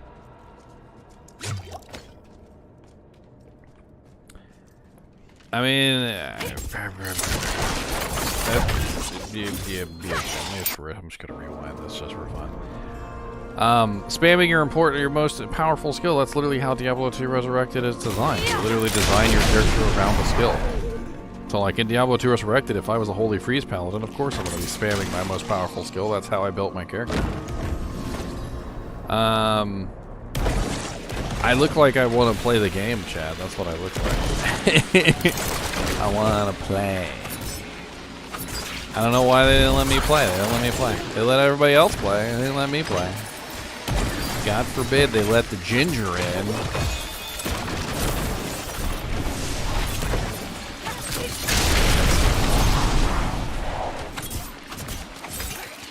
God forbid they let the ginger in. Wham, wham, wham.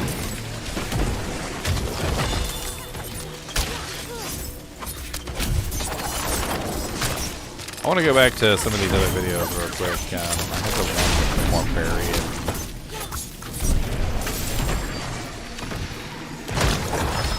I can't remember which one it is, so forgive me for a second while I try and find it.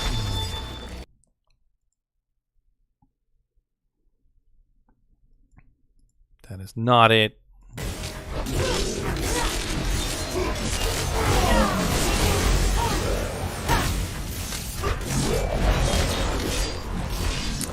Oh, thanks for the subscription, Joseph. And thank you, Eric. And thank you, One-ish-Man. And thank you, Receiver. And Derek and Blink and David Kemp and Fallen Angel and It's a Brit. And David Kubik. Thanks for all the subscriptions and follows. Appreciate it. All of it helps. Helps me to build my empire of evil. I mean, like the orbs on the ground, very Diablo. Like, it's hard for me to look at this game and not see Diablo in a lot. The monsters, like the way that they attack, the stupid little arcane orbs that are on the ground, very much so Diablo 3. The orbs that drop on the ground, very so much so Diablo 3. The essence rage systems, very much so Diablo 3. I mean, I'm not gonna say that it's Diablo 3, like, because it's not. It's obviously it's Diablo 4. It's a brand new game. It does have new mechanics in it that Diablo 4 didn't have, or Diablo 3 doesn't have. But they've taken a lot of Diablo 3 and put it into this game. And I don't necessarily think that that's a good thing to take a large amount of Diablo 3 and throw it into this game. I feel like at the end of the day, we're looking at. I feel like there's a big split, right? There's a split right down the center. There's people who love Diablo 2, and there's people who like Diablo 3, and people who like Diablo 2 tend to shy away from pretty much anything that Diablo 3 has to offer. And I'm seeing a lot more Diablo 3 in here than I am in like Diablo 2.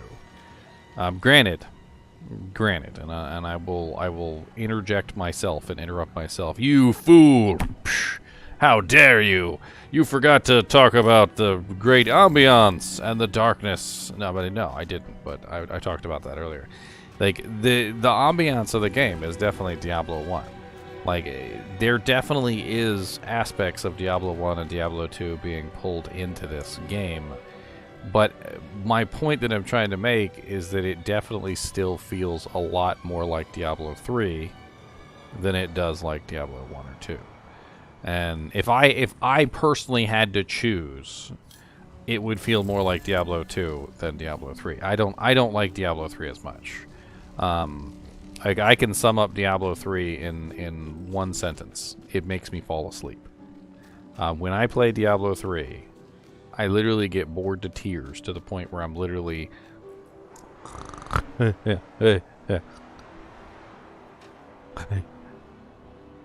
like it's not it's there's a gameplay footage up of me playing Diablo 3 back when Diablo 2 was launching. I did a journey through Diablo 2 Resurrected's past, and I was trying my best to play some Diablo 3 just for the sake of the live stream, just to kind of like, you know, because I did Diablo 1, and then I did Diablo 1 Hellfire, and then I did Diablo 2, and then I did Diablo 2 LOD, and then I did, you know, and then I did Diablo 3. And so I was trying to do like a progression toward the end. Well, it was like I couldn't stay awake while playing. I hadn't even played Diablo 3 in a long time, so you would have thought that at least I would have been like, you know, mildly entertained with Diablo 3. Like, you know, hey, like, because usually when you quit a game for a long period of time and you come back, like, you're usually at least mildly entertained with the game until it gets boring again, right? But no, it took me like 2 hours and I was falling asleep on Diablo 3. I don't know what it is about the gameplay of Diablo 3, but it's not engaging enough. It doesn't activate my mind the same way that Diablo 2 does. I could play Diablo 2 for literally like 18 hours straight and still not fall asleep during Diablo 2 Resurrected. Whereas I can't do the same thing with Diablo 3, and I don't know why. And I have played Diablo 3 a lot. Like, just for those of you who have played Diablo 3 and you want to like know my resume, so to speak, okay? I have many Torment 15 capable characters that are also capable of much higher than Torment 15 Greater Rifts. I can't remember the exact Greater Rift number that I got to in Diablo 3, but I know that I was really high up into the Greater Rift rankings. And I had a large number of characters, everything from Witch Doctors to Crusaders to Necromancers, Demon Hunters, all sorts of stuff. And all of them could do Torment 15 and above, plus the Greater Rifts. And it was, I mean, it was something. I played and I had fun with it for a little while. The Herodric, or the Kanai's Cube was really the most, like, ingenious thing for Diablo 3 for me. I really did like Kanai's Cube. Being able to rip a unique effect off of an item and then apply that to the character, and then putting the unique effects, like, you know, in tandem to get the best effect out of your character. Like, that was really fun to me, the unique effects in Diablo 3. There was almost like a subtle complexity to it, which you could definitely make your character very powerful utilizing that kind of stuff. And I don't know, I did enjoy it, that's for sure, the Kanai's Cube. But I doubt the Kanai's Cube is going to be in this game. I doubt they're going to let us just like rip off unique effects and put them in a little, like, you know, like, hey, you can get this effect out of that.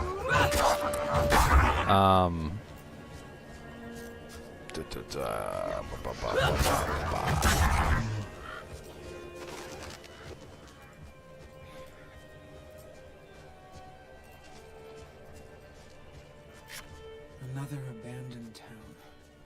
Demons everywhere. Swings in the dark. Ah! It bit me! Careful! He's a wild one.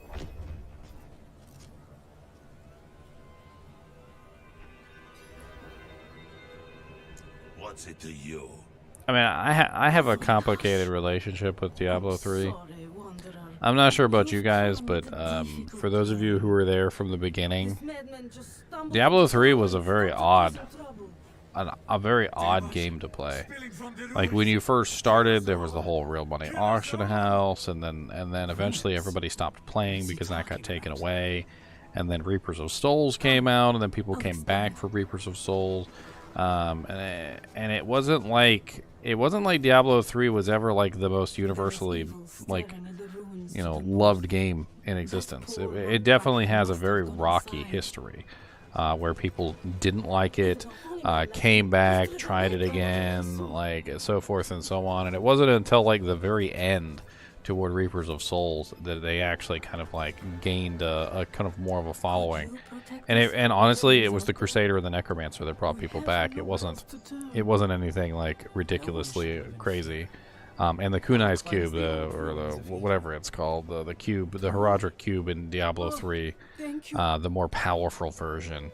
That was also a very interesting aspect of Diablo 3 that I think brought people back. But I don't think that's going to be in here.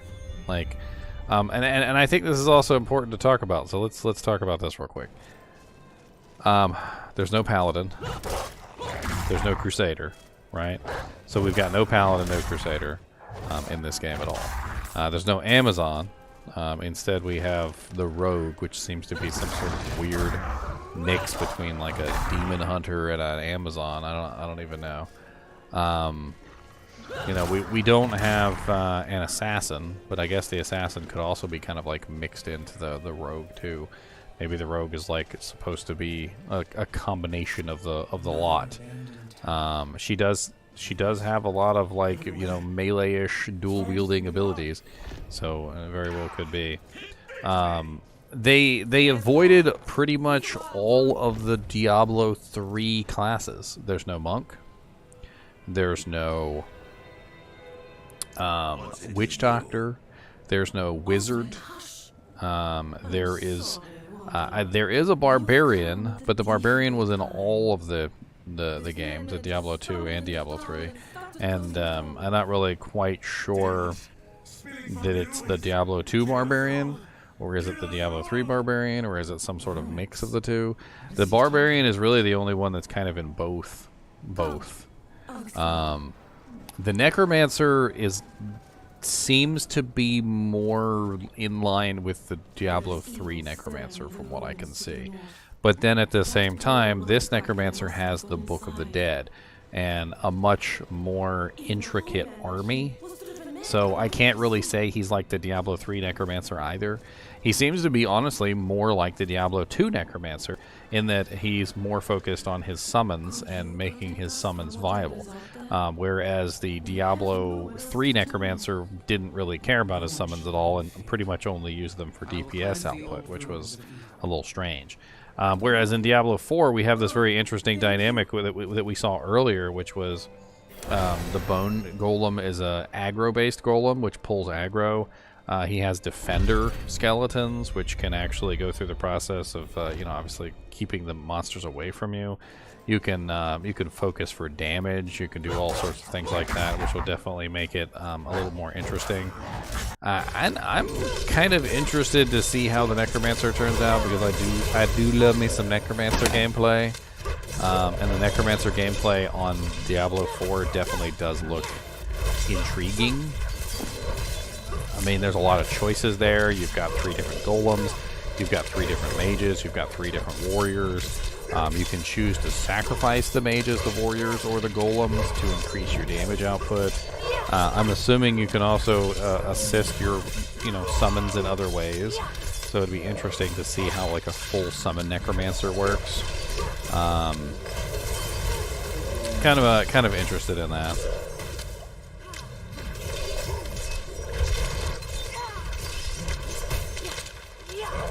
The Diablo 1 warrior is not there.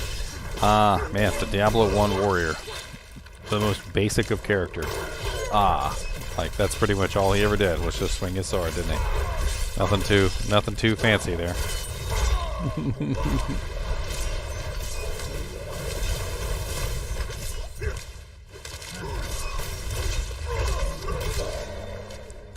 Nothing too fancy.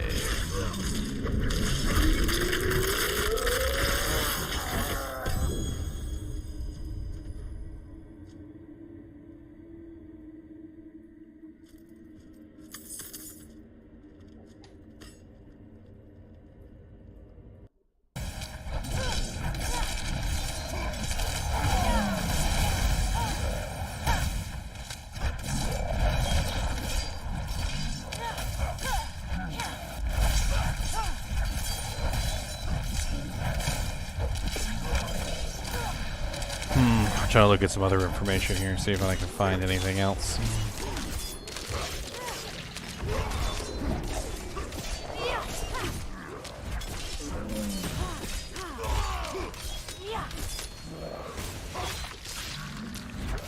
It's an interesting idea by Osterberg 501. He's theorizing that one of the new classes could be a Valkyrie, which sounds kind of interesting, like a Valkyrie character pulling something from out from underneath the Amazon, so to speak. I mean, the Valkyrie is a very powerful summon, extremely powerful summon, and certainly does have some interesting things there.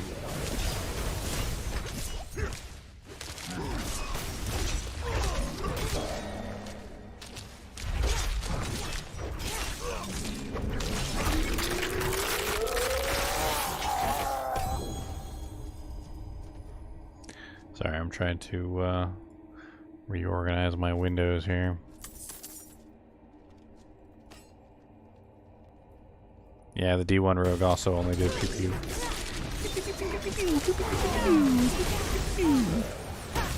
The Spirazon that never was. Grand Joel, have you played Diablo 2 Resurrected? The Spirazon is alive and well. The Spirazon is a whole thing now. They fixed the dodge, avoid, and evade, and the fend ability, and they fixed impale. And quite honestly, the Spirazon is insane. You could walk around just murdering everything these days. So it's a very powerful build.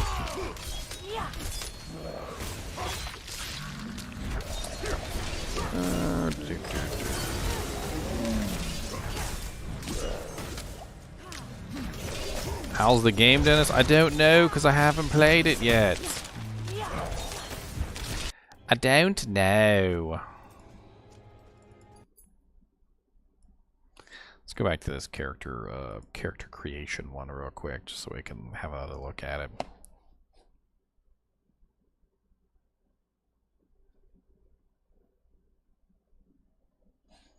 Yeah, Diablo Immortal is a whole other ball of wax. If it makes you feel any better, though, apparently the partnership between NetEase, which is the company that actually created Diablo Immortal, the one that is basically responsible for all the scummy tactics, and Blizzard has kind of fallen through. They're like no longer partners anymore, which is a kind of a awesome thing in my opinion, because that means Diablo 4 probably will have absolutely no scummy tactics in it, because NetEase won't have their hands involved in it. It's a good thing. A very good thing. Let's see if we can find some information on Diablo 4, see what people have had to say about the game within the past couple days here. There was definitely a press release, so I'm sure we can find something.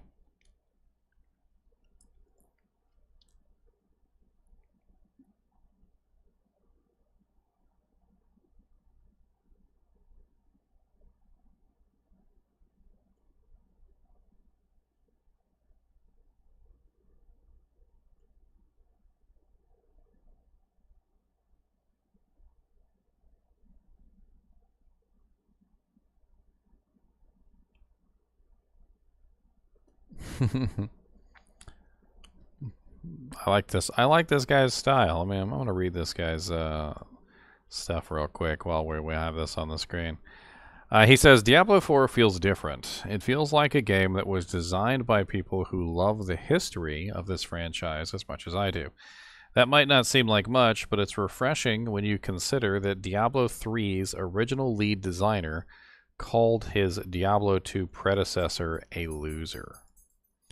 And there's actually a quote here, so I'm kind of interested to read that real quick. I was unaware that wow, that's pretty nasty. Earlier this week, an interview with Brevik was published, which called into question some of the design decisions made on Diablo 3. While they were hardly incendiary, Wilson and some of the other Diablo 3 developers nevertheless took to Facebook to voice their displeasure with the comments with Wilson writing F that loser. Wow.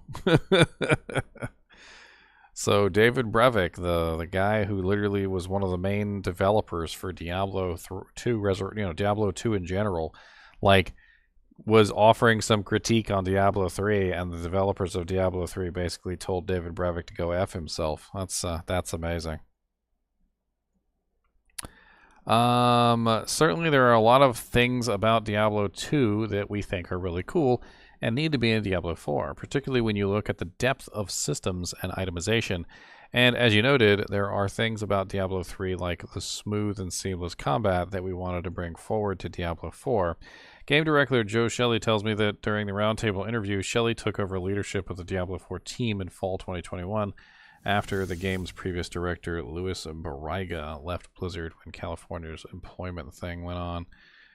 We think Diablo 4 can be a place that welcomes players from any previous Diablo game and people who have never played a Diablo game at all. Let's see here. Trying to see if I can find some good tidbits here.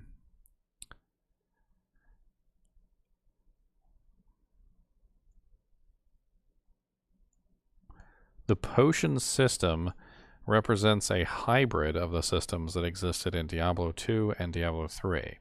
When you first start playing, your character can carry a maximum of 5 potions on them. There's no cooldown after you use one, and you gain refills by slaying enemies or bringing a boss down to certain thresholds of their health. Walking over a potion when your character is at max health won't automatically heal you as it did in Diablo 3, so there's more strategy involved. As you might have guessed, you can upgrade the potency of your potions and find ways to carry more as you progress through the game. That's actually very interesting. I like that a lot. I didn't necessarily know, like, what was going on there, like, with the potions, because it kind of looked like the original Diablo 3 system. But from what it's saying here, we have a different system than that. And that is that the potions are not infinite like they are in Diablo 3, basically. So if you guys remember back in Diablo 3, the potions were essentially infinite. So you would essentially have like a little button that you would press. It would go on cooldown, and you could just continually press that button over and over again for forever, right? And that's not how it goes with this particular version of the game. So what they're saying is that the potions are finite. You have 5 slots. You can pick up additional potions, but once you use the potions, they're gone. And there's no cooldown on the potions either. So you can just simply keep using the potions until they're all gone. Which does leave you in a position of having no potion at all, which is interesting. In Diablo 3, you often just bided yourself some time. So if you were dying or whatever, you would just kind of like run away for a little bit until your cooldown regenerated. And you would just use your potion again. So that's interesting. I like that better than the Diablo 3's potion system. Let's see. On the surface, there are minor changes, but they add some needed technical depth to Diablo's combat, so you're not mindlessly clicking and spamming your skill rotation. Most larger enemies have a wind-up attack in their arsenal to stagger your character. Combine that with elite champion variants of enemies that can use abilities like Frost to trap you in place. And combat encounters feel more involved in Diablo 4 than in past games. Playing on the game's Veterans World Tier difficulty, I had the most success when I used my Barbarian's Leap ability to close the distance quickly on ranged enemies and monsters like fallen shamans that could bring their comrades back from the dead. All of that made for a fun, satisfying combat loop, enhanced by how much the game encouraged me to experiment my character's build. Diablo 4 sees the return of Diablo 2's skill trees. But this time around, you're not limited to respeccing your character once per difficulty. Instead, you can at any time refund a single point or all of them simultaneously to tweak your build. At first, doing so only costs a few gold coins, but the price increases as you level your character. The beauty of this system is that you're free to experiment early before settling on the build that will take you through Diablo 4's endgame activities. Unfortunately, I only had enough time to play with the demo with the Barbarian. The preview also came with access to the Rogue and Sorcerer class. So that would explain why we're having trouble finding the Druid footage, because there was no Druid included in the preview. Let's see here.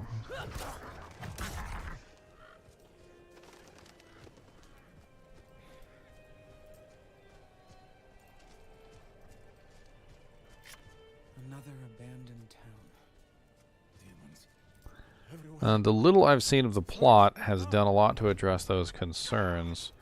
Part of that has been thanks to the smart, restrained writing I saw in Diablo 4's willingness to give its narrative time to breathe.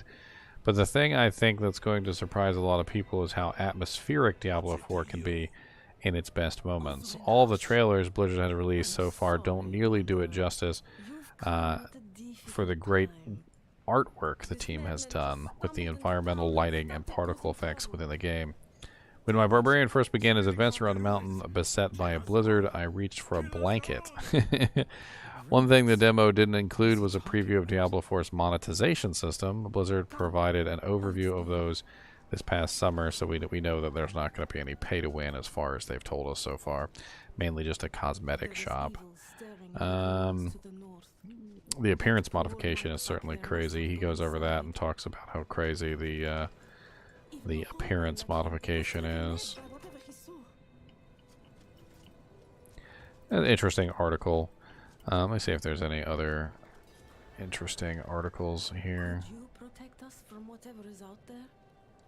We have nowhere else to turn. No one should live in fear. I will cleanse the old ruins of evil. Truly?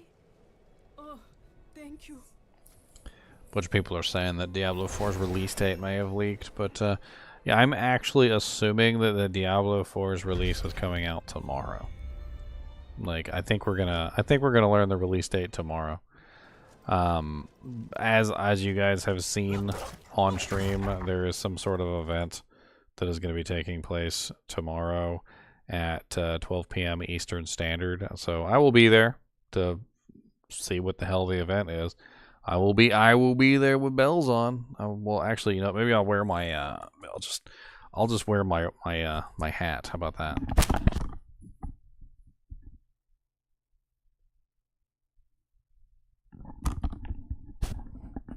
There you go. I'll be there with horns on. All right. Yes. Don't be jealous of my hat. Don't be jealous.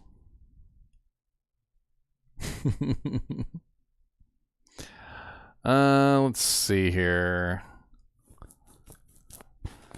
It's not a stretch to say that the Diablo series is one of the most influential role-playing game franchises of all time.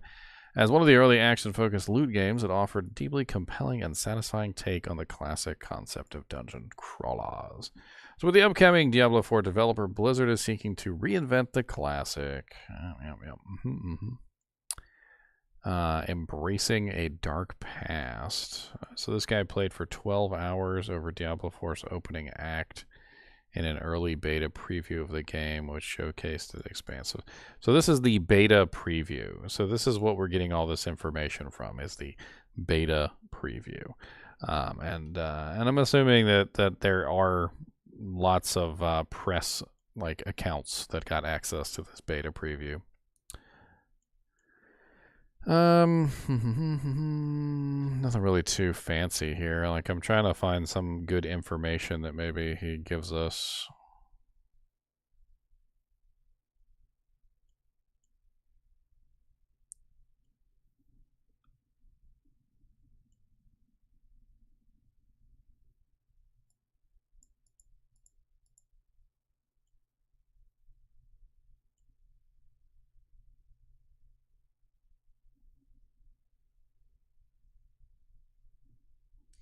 I really wish we could get a good look at the skill tree system. Like, there are a couple good images here. Let me see if I can pull this one up for you guys to take a look at.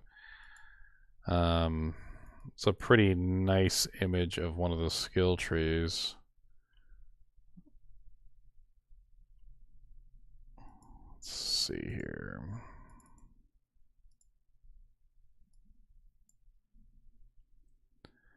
No. Give me my image.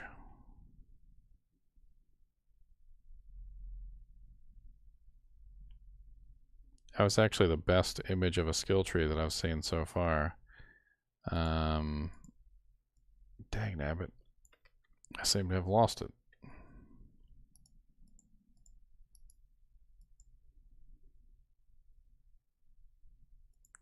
Sorceress skill tree R02. Where is that?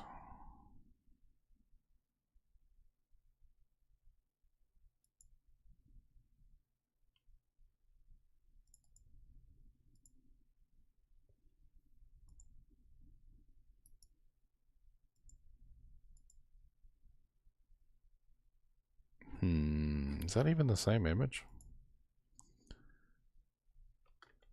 No, it is not the same image. Where the hell is my freaking image going? I got like 1,000 freaking screenshots now. Forgive me.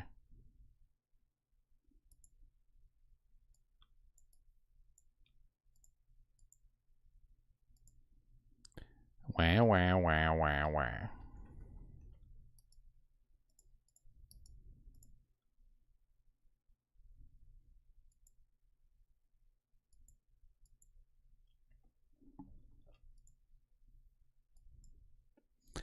Oh, I know where it is. Okay, alright.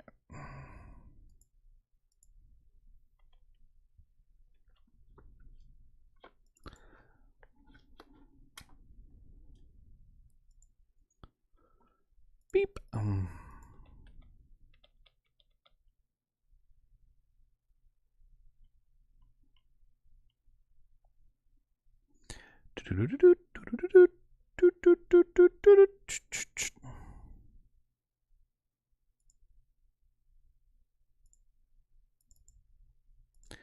There it is. It's a little bit of a different perspective on the skill tree. I kind of wanted to get this one in here because it showed the actual tree better. And let me zoom in a little bit here. So here we have something at the top, which I guess maybe is like the peak of it. I'm not really sure. We got two little offshoot branches here. And then each one of these seems to be an ability. So from what I can tell, and this is something that I've kind of like put a piece together without actually having ever played the game, is that each one of these seems to be a skill. And then after the skill are modifiers to the skill, which is kind of cool. So like say for instance you choose Fireball. So Fireball is right here. And after Fireball, there's 1, 2, 3 additional things that you can either like tag on to this ability. It ranks up the ability itself, so obviously you're building up the ability, but you can also apparently change the way the ability works, probably with these other effects that are after the ability. So each one of these seems to be an ability, and then 3 modifiers to the ability. An ability, 3 modifiers to the ability, and so forth and so on. And as you look at the tree, there's all sorts of interesting abilities here that you can potentially utilize. So obviously that's Firewall. This one looks like Frost Nova. This one seems to be some sort of like Fire Shield and so forth and so on. And like I think when we play the game, it'll be a lot more apparent like what each of these do, how they look toward the character, what they like whether or not they're actually going to be useful, and then I would assume that there's eventually also going to be unique items that are going to modify these abilities. So just like in Diablo 3, there were specific items that added additional effects to specific unique attacks, and they came in pretty handy. Fit to screen. We've got some of the other skill trees too. Like I think I got the Barbarian. I got the Barbarian in here too.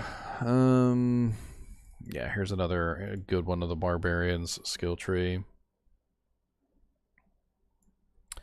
So as you can see, he also has specific abilities with each of the 3 coming out from them. So it seems like every single character has an ability, which would consider like the skill tree. So I know it doesn't look like a skill tree, But imagine you had a Diablo 2 skill tree.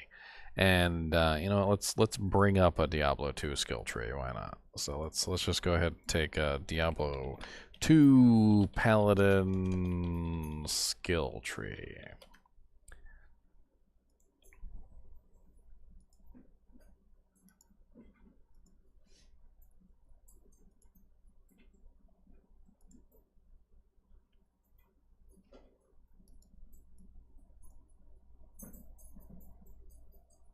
And I'm just going to bring this into the equation here because I want to like compare this, and I want to talk about it for a second. All right, because it does kind of make sense to me in the way that I'm thinking about it.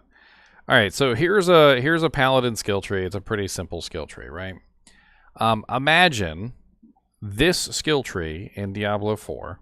So it's still pretty much the same thing, but they've represented it differently.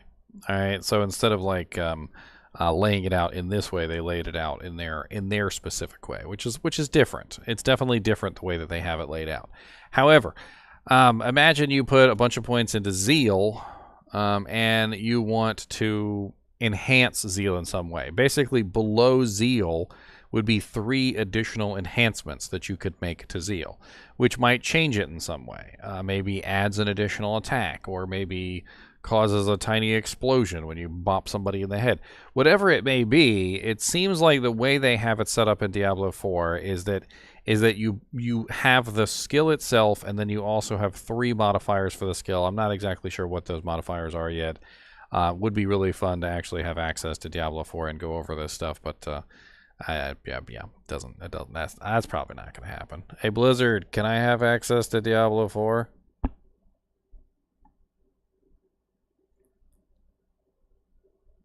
Yeah, nothing. See, got absolutely nothing there. But it is interesting to think about it from that perspective. Like, to think about it, the way they have the skill tree set up, it kind of looks like the Diablo 2 skill tree more so than it does the Diablo 3. I mean, just looking at it right here, you can clearly see we have a skill, 3 modifiers, a skill, 3 modifiers, a skill, 3 modifiers, and so forth and so on. And it's just very simple, a skill, 3 modifiers. Now, this isn't the Paragon board, so the Paragon board is a whole nother thing. As far as I am aware, this is just like your leveling, like your skill tree. As you can see up here at the top, we have skill tree highlighted, and then Paragon is grayed out. So Paragon doesn't come into play until you hit level 50 plus. And this is so I actually hadn't seen this until today. Like, this is something that only has just recently kind of revealed itself to me.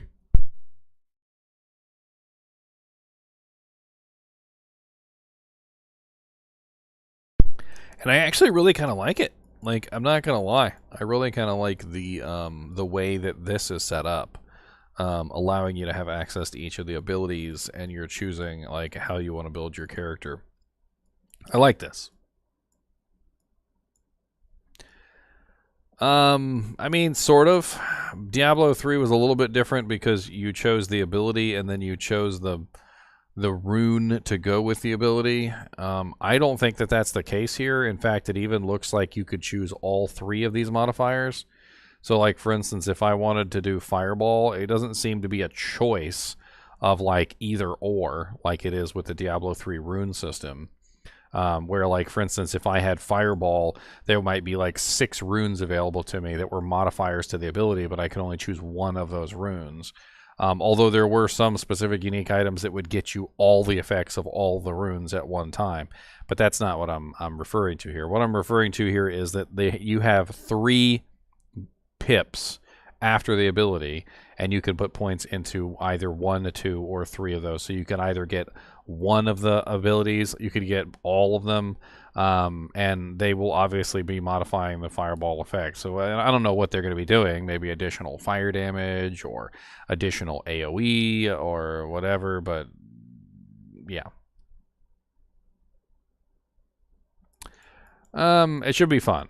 I'm not really sure about the whole infinite respec thing, but I do like the fact that it costs gold, because that way you know, there's some sort of penalty to just spamming respec on your character over and over again. It's not that I like hate people and I don't want them to be able to respec their character. It's quite the opposite. I like the finality of choosing a build and having fun with that build, and then making a new character for new builds. Like I don't. You generally won't see me respec a Diablo 2 character into another build. That's not how I do things. If I build a Holy Freeze Paladin, he's a Holy Freeze Paladin. If I want to build a Hammerden later, I'm not going to respec my Holy Freeze Paladin into a Hammerden. I don't do that. I feel like that's silly. I want to have like one of every single character.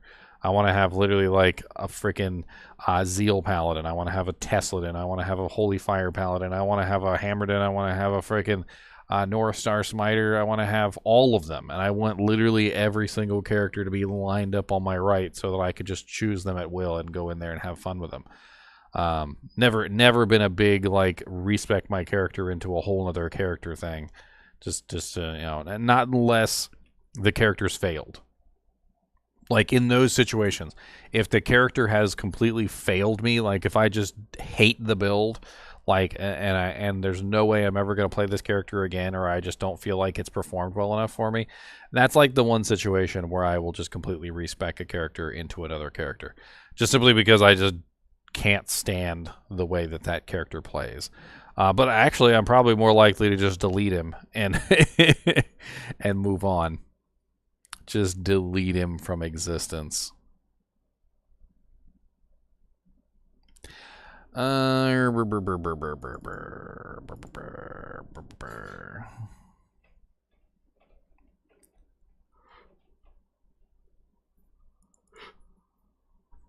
assuming that this is the Druid.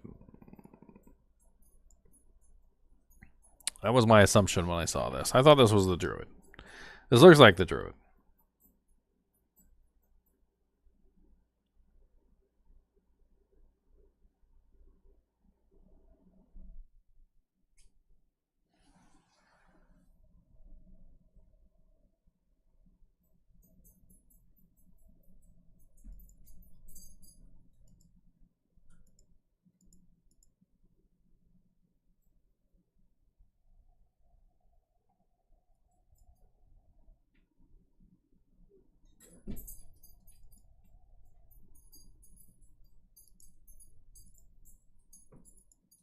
Sorry, I got tons of screenshots. I can flip back and forth between all the screenshots I've got. Like for instance, this one, big old beefy cheeks girl. Big old beefy cheeks girl, and that's a big old beefy cheeks. She gonna be coming to clap them cheeks.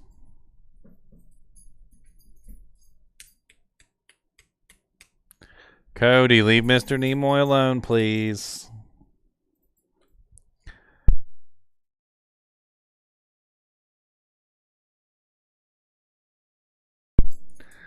Cody, come here. Leave Mr. Nimoy alone. He's too small for you. He's too small. He cannot play with you. You're too big. You're way too big. You'll hurt him.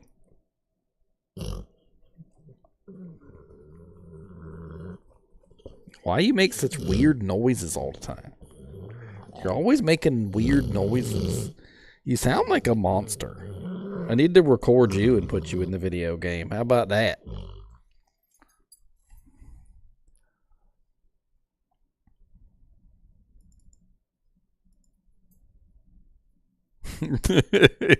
He does. He sounds like a pig. He got the whole pig noises. Even when he was a little baby, he sounded like a little pig. Even when he was a little puppy, he's just a little puppy, and he still snored and sounded like a little pig all the time. Pig noises coming out of him. Piggy, piggy, piggy.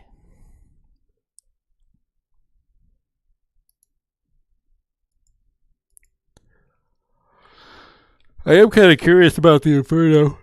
Oh, man. Sorry, I came off a night shift yesterday. It's totally not intentional, the whole yawning and everything, but, like, I literally just came off a night shift last night. I worked all for freaking, like, 10 or 11 hours or some bull crap. And so I'm still pretty tired from my night shift. And I woke up to this. I woke up to like freaking mountains of Diablo 4 information, so I'm kind of excited. And, you know, we've got the whole thing coming tomorrow, too. So whatever the hell that is, coming at 12 p.m. Eastern Standard tomorrow. So make sure you guys tune in tomorrow. Whatever it is tomorrow, I don't know what it's going to be, but we'll be there to check it out. Just we'll hang out live, you know, until the event and whatever it is. And I'll watch the events and we'll talk about it. Maybe it's a release of, you know, the date. Maybe it's the date that's coming. I mean, I'm going to speculate out the wing today. It could be the date, the launch date. It could be a pre-order. Maybe we got pre-orders going up. It could be beta. Maybe they're doing open beta. Maybe we're finally going to get access to the game so that we can play. Open beta would be fun. We've had a couple different release dates launch leaked. April 28th was one of them, Zan. Another one that has apparently been leaked by Xbox is June 11th. So we don't actually know what date it is because we've had multiple dates leaked at this point. Maybe there's something else. Maybe they're going to give us a whole lot of information tomorrow. Maybe it's just going to be like a massive dump of information. Maybe they're just going to go over like the skill trees and talk about the characters and I don't know. Could be just a massive dump of information tomorrow. I mean, I would certainly like to see more about the game, and I feel like they're trying to hype everybody up. Not sure if you guys are paying attention to the Twitter page, but if you go to Diablo's Twitter page, they have a ton of like posts, just post after post after post of little things like are you ready for Lilith's coming? You know, like nothing can stop Lilith from reaching, you know, sanctuary, and like they keep tweeting at like a whole bunch of different people too. Like what was one of the people they tweeted at Mariah Carey, all she wants for Christmas is blood. Say your prayers before it's too late. At Call of Duty, she has her own definition of kill streak. At Play Overwatch, Mercy can't save you from her. At Play Hearthstone, your rope grows even shorter. At Barbie, your dream house won't protect you from the hellfire. At Eminem, soon you shall be vomiting up more than just mom's spaghetti. At Blizzard Entertainment, no mortal can stop the worship cycle. At Battle.net, your worship shall not be forgotten. At Warcraft, Azeroth's final reckoning awaits. At Battle.net, you provide the portal for her arrival. Humanity has you to thank. At King James, she demands a goat sacrifice for her return. At Lego Group, build your defenses high. At Airbnb, the daughter of hatred will be extending her stay. At Simuliu, the burning hells call you once more. At Twitter, the chaos you've created pleases her. At Taylor Swift, the midnight rain will be red with blood. At NASA, the horrors from beyond are nearly here. At Stephen King, the true terrors are yet to come. Like, literally, they've been blowing up Twitter. Like, it's not even... I can't even read them all. Like, they're just constantly commenting and tagging people and asking them if they're ready for Lilith's arrival. If you want to take a look, there's even more on there that I haven't read. So, in fact, you know what? Here, I'll shoot you a link if you want to take a look. It's right here.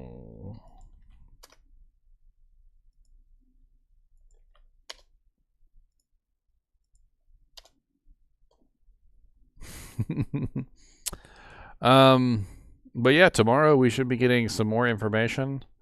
I seem to be drying up as far as the preview information goes. I'm trying to see if I can find anything else, but we might be finished here. I don't know.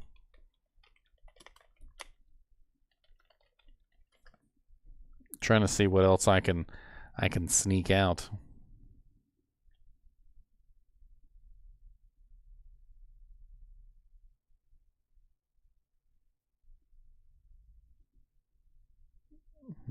Is this on PS5? This is on PS5. That's what it says anyway. Let me check this real quick before I play it.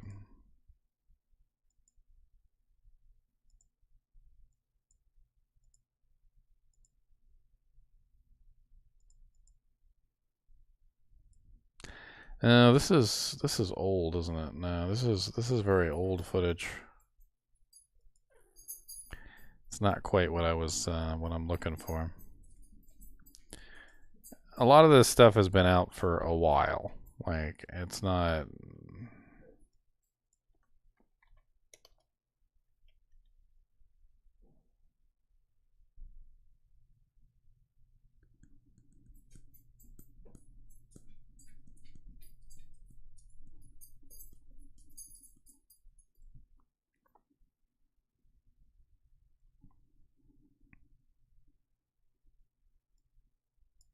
Ah, you like your hat, Kyle? Oh, I'm glad you got it. Which one did you get? The beanie with the little Chinchilla on the front? All my merch is actually made on demand, so only share video footage that was previously released. I mean, as far as I know, everything that I'm going over has been previously released by the preview teams. Like nothing I'm going over is new. Like as far as I'm aware, from beta or anything. Nothing is from beta. I'm just going over stuff that they seem to be releasing with the preview, and all of it seems to be very simple footage. Like it seems to be the same footage even. Because I'm noticing that, like I was saying earlier, just about everybody seems to have the same footage. It's all the same footage, so none of it is anything new, really. I can't really find anything new either. Like, so pretty much everything that I've gone over so far is just what I was able to locate from this like beta event preview that's for the press. This was a press event, by the way. If you guys are unaware, they did a press event.